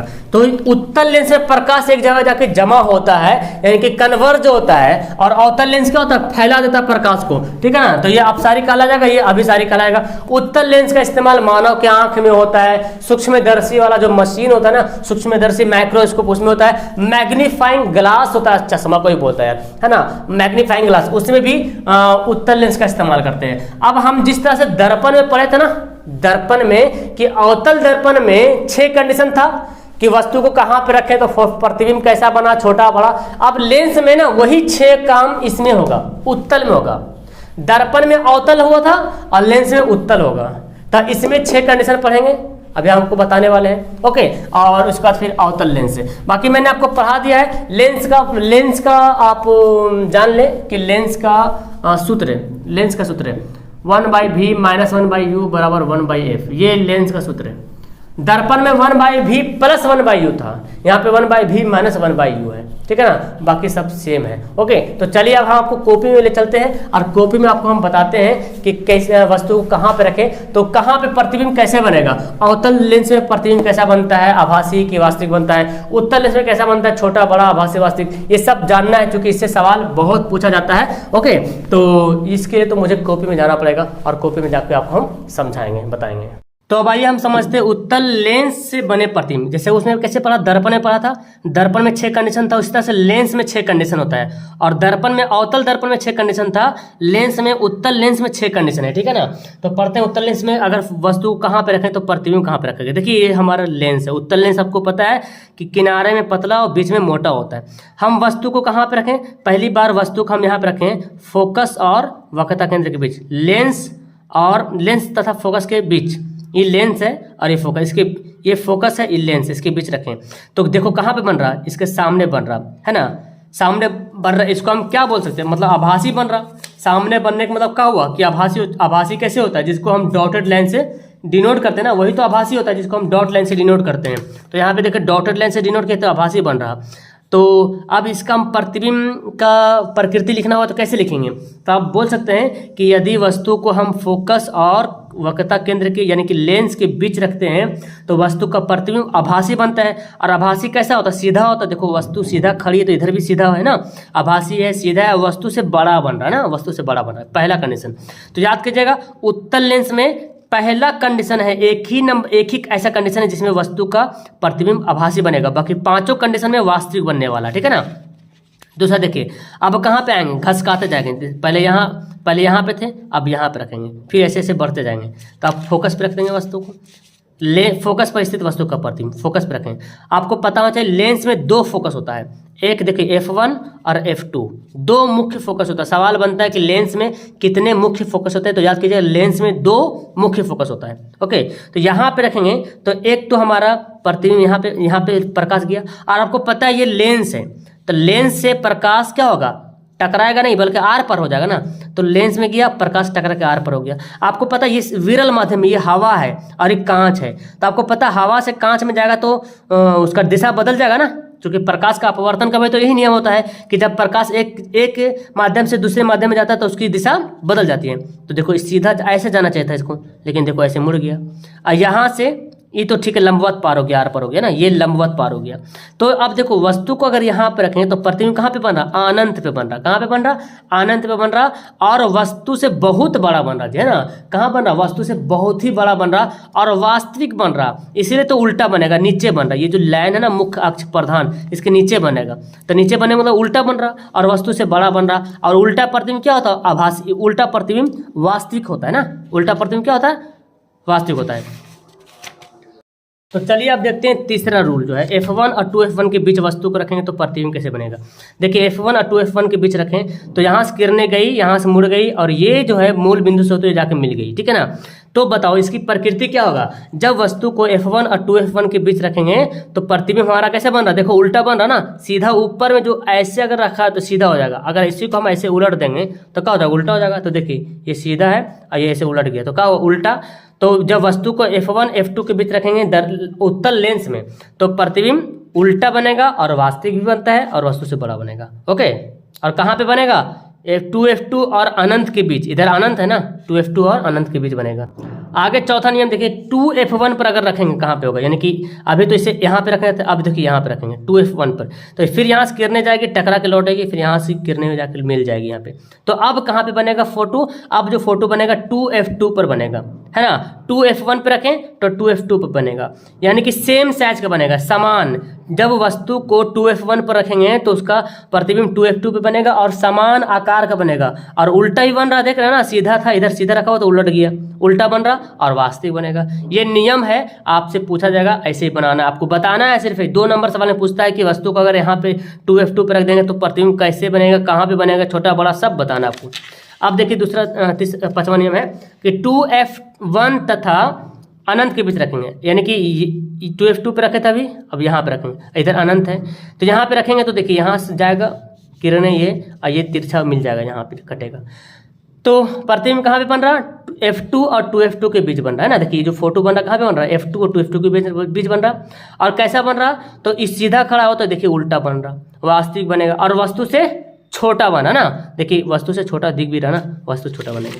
छठा नियम क्या है कि अनंत पर अगर स्थित वस्तु को रखेंगे, अनंत पर, तो अनंत पर रखेंगे तो देखिए प्रतिबिंब कहाँ पे बनेगा, F2 पे बनेगा, फोकस से बनेगा, F2 पे बनेगा और वस्तु से बहुत छोटा बनेगा, वास्तविक बनेगा और उल्टा बनेगा, ओके। तो ये आखिरी पॉइंट समझ लीजिए कि अवतल लेंस में वस्तु का प्रतिबिंब हमेशा सीधा, छोटा और आभासी बनता है। तो अवतल लेंस में भी 2 कंडीशन से बनता है प्रतिबिंब, तो याद कीजिएगा, मैंने यहाँ पे दिखाया नहीं लेकिन आप याद कीजिए कि अवतल लेंस में वस्तु का प्रतिबिंब हमेशा सीधा, छोटा, आभासी बनता है। लेकिन उत्तल लेंस में क्या हो रहा था प्यारे, उत्तल लेंस में कभी छोटा, कभी बड़ा, कभी वास्तविक, कभी आभासी। याद है ना कि उत्तल लेंस अभी 6 पढ़े हैं हम लोग उत्तल लेंस में, तो 6 में क्या हुआ, कभी कहीं एक जगह आभासी बना था, 5 जगह वास्तविक बना था, और उल्टा बना था, वस्तु के बराबर बना था, वस्तु छोटा बना था, बड़ा बना, सब बना था। लेकिन अवतल लेंस में हमेशा सीधा बनेगा, छोटा बनेगा, बड़ा कभी नहीं बनेगा, बराबर कभी नहीं बनेगा, वास्तविक बनेगा ही नहीं, हमेशा आभासी बनेगा। सवाल पूछता है कि किस लेंस में हमेशा वस्तु का प्रतिबिंब हमेशा आभासी बनता है। लेंस में बोला जाएगा तो अवतल लेंस, दर्पण बोलेगा तो उत्तल दर्पण, दोनों डिफरेंस समझ आ गया। और इसका आवर्धन का फॉर्मूला होता है V/U, वही वस्तु प्रतिबिंब की ऊंचाई बटे वस्तु की ऊंचाई। तो यहाँ पे उत्तल लेंस में यहाँ पे क्या करेंगे, V/U करेंगे, ओके। चलिए अब हम अंतिम टॉपिक में आ गए, लेंस की क्षमता, है ना। लेंस की क्षमता क्या होता है प्यारे, लेंस की जो शक्ति होती है, जो पावर होती है, देखे होंगे आप सूक्ष्मदर्शी हो या दूरबीन हो, उसमें क्या करते हैं ना, बहुत सारे लेंस जोड़ करके उसकी क्षमता को बढ़ाते हैं, पावर को बढ़ाते हैं। जैसे कैमरा में आपने देखा होगा, बहुत सारा DSLR कैमरा होता है तो उसका लेंस की पावर को बढ़ाया जाता है। जैसे आपके मोबाइल में कैमरा है तो वो भी लेंस लगा हुआ है ना, उसमें भी लेंस लगा हुआ है, तो अगर जितना ज़्यादा मेगापिक्सल होगा उसका लेंस की क्षमता और ज़्यादा बढ़ेगा, है ना। तो देखते होंगे DSLR कैमरा का लेंस चेंज करता है ना, आदमी का भी आंख का लेंस चेंज करता है, अगर गड़बड़ होता है तो बदल देता है ना। उस तरह से सूक्ष्मदर्शी हो गया, अगर उसका पावर बढ़ाना तो लेंस जोड़ कर 2-3 लेंस जोड़ करके पूरा तीनों लेंस का पावर 1 बन जाता जाके, है ना। तो इस तरह से लेंस की क्षमता को जो है ना, हम क्या बोलते हैं, लेंस की जो क्षमता होती है उसका जो मात्रा क्या होता है, डायोप्टर। लेंस की क्षमता को जो मापा जाता है मात्रा क्या है, डायोप्टर है। और 1D, डायोप्टर को D से डिनोट करते, याद कीजिएगा कि लेंस की क्षमता का मात्रा क्या होता है, डायोप्टर होता है। और डायोप्टर को D से डिनोट करते हैं, 1D बराबर 1 मीटर पर पावर -1, यानी कि डायोप्टर को मीटर में शो करते हैं ना, मीटर में शो करते हैं, मीटर में डिनोट करते हैं। डायोप्टर को जब भी शो करना होगा तो मीटर में, डायोप्टर में का जब भी शो करना है, जब भी डिनोट करना है तो मीटर में डिनोट करना है, ठीक है ना।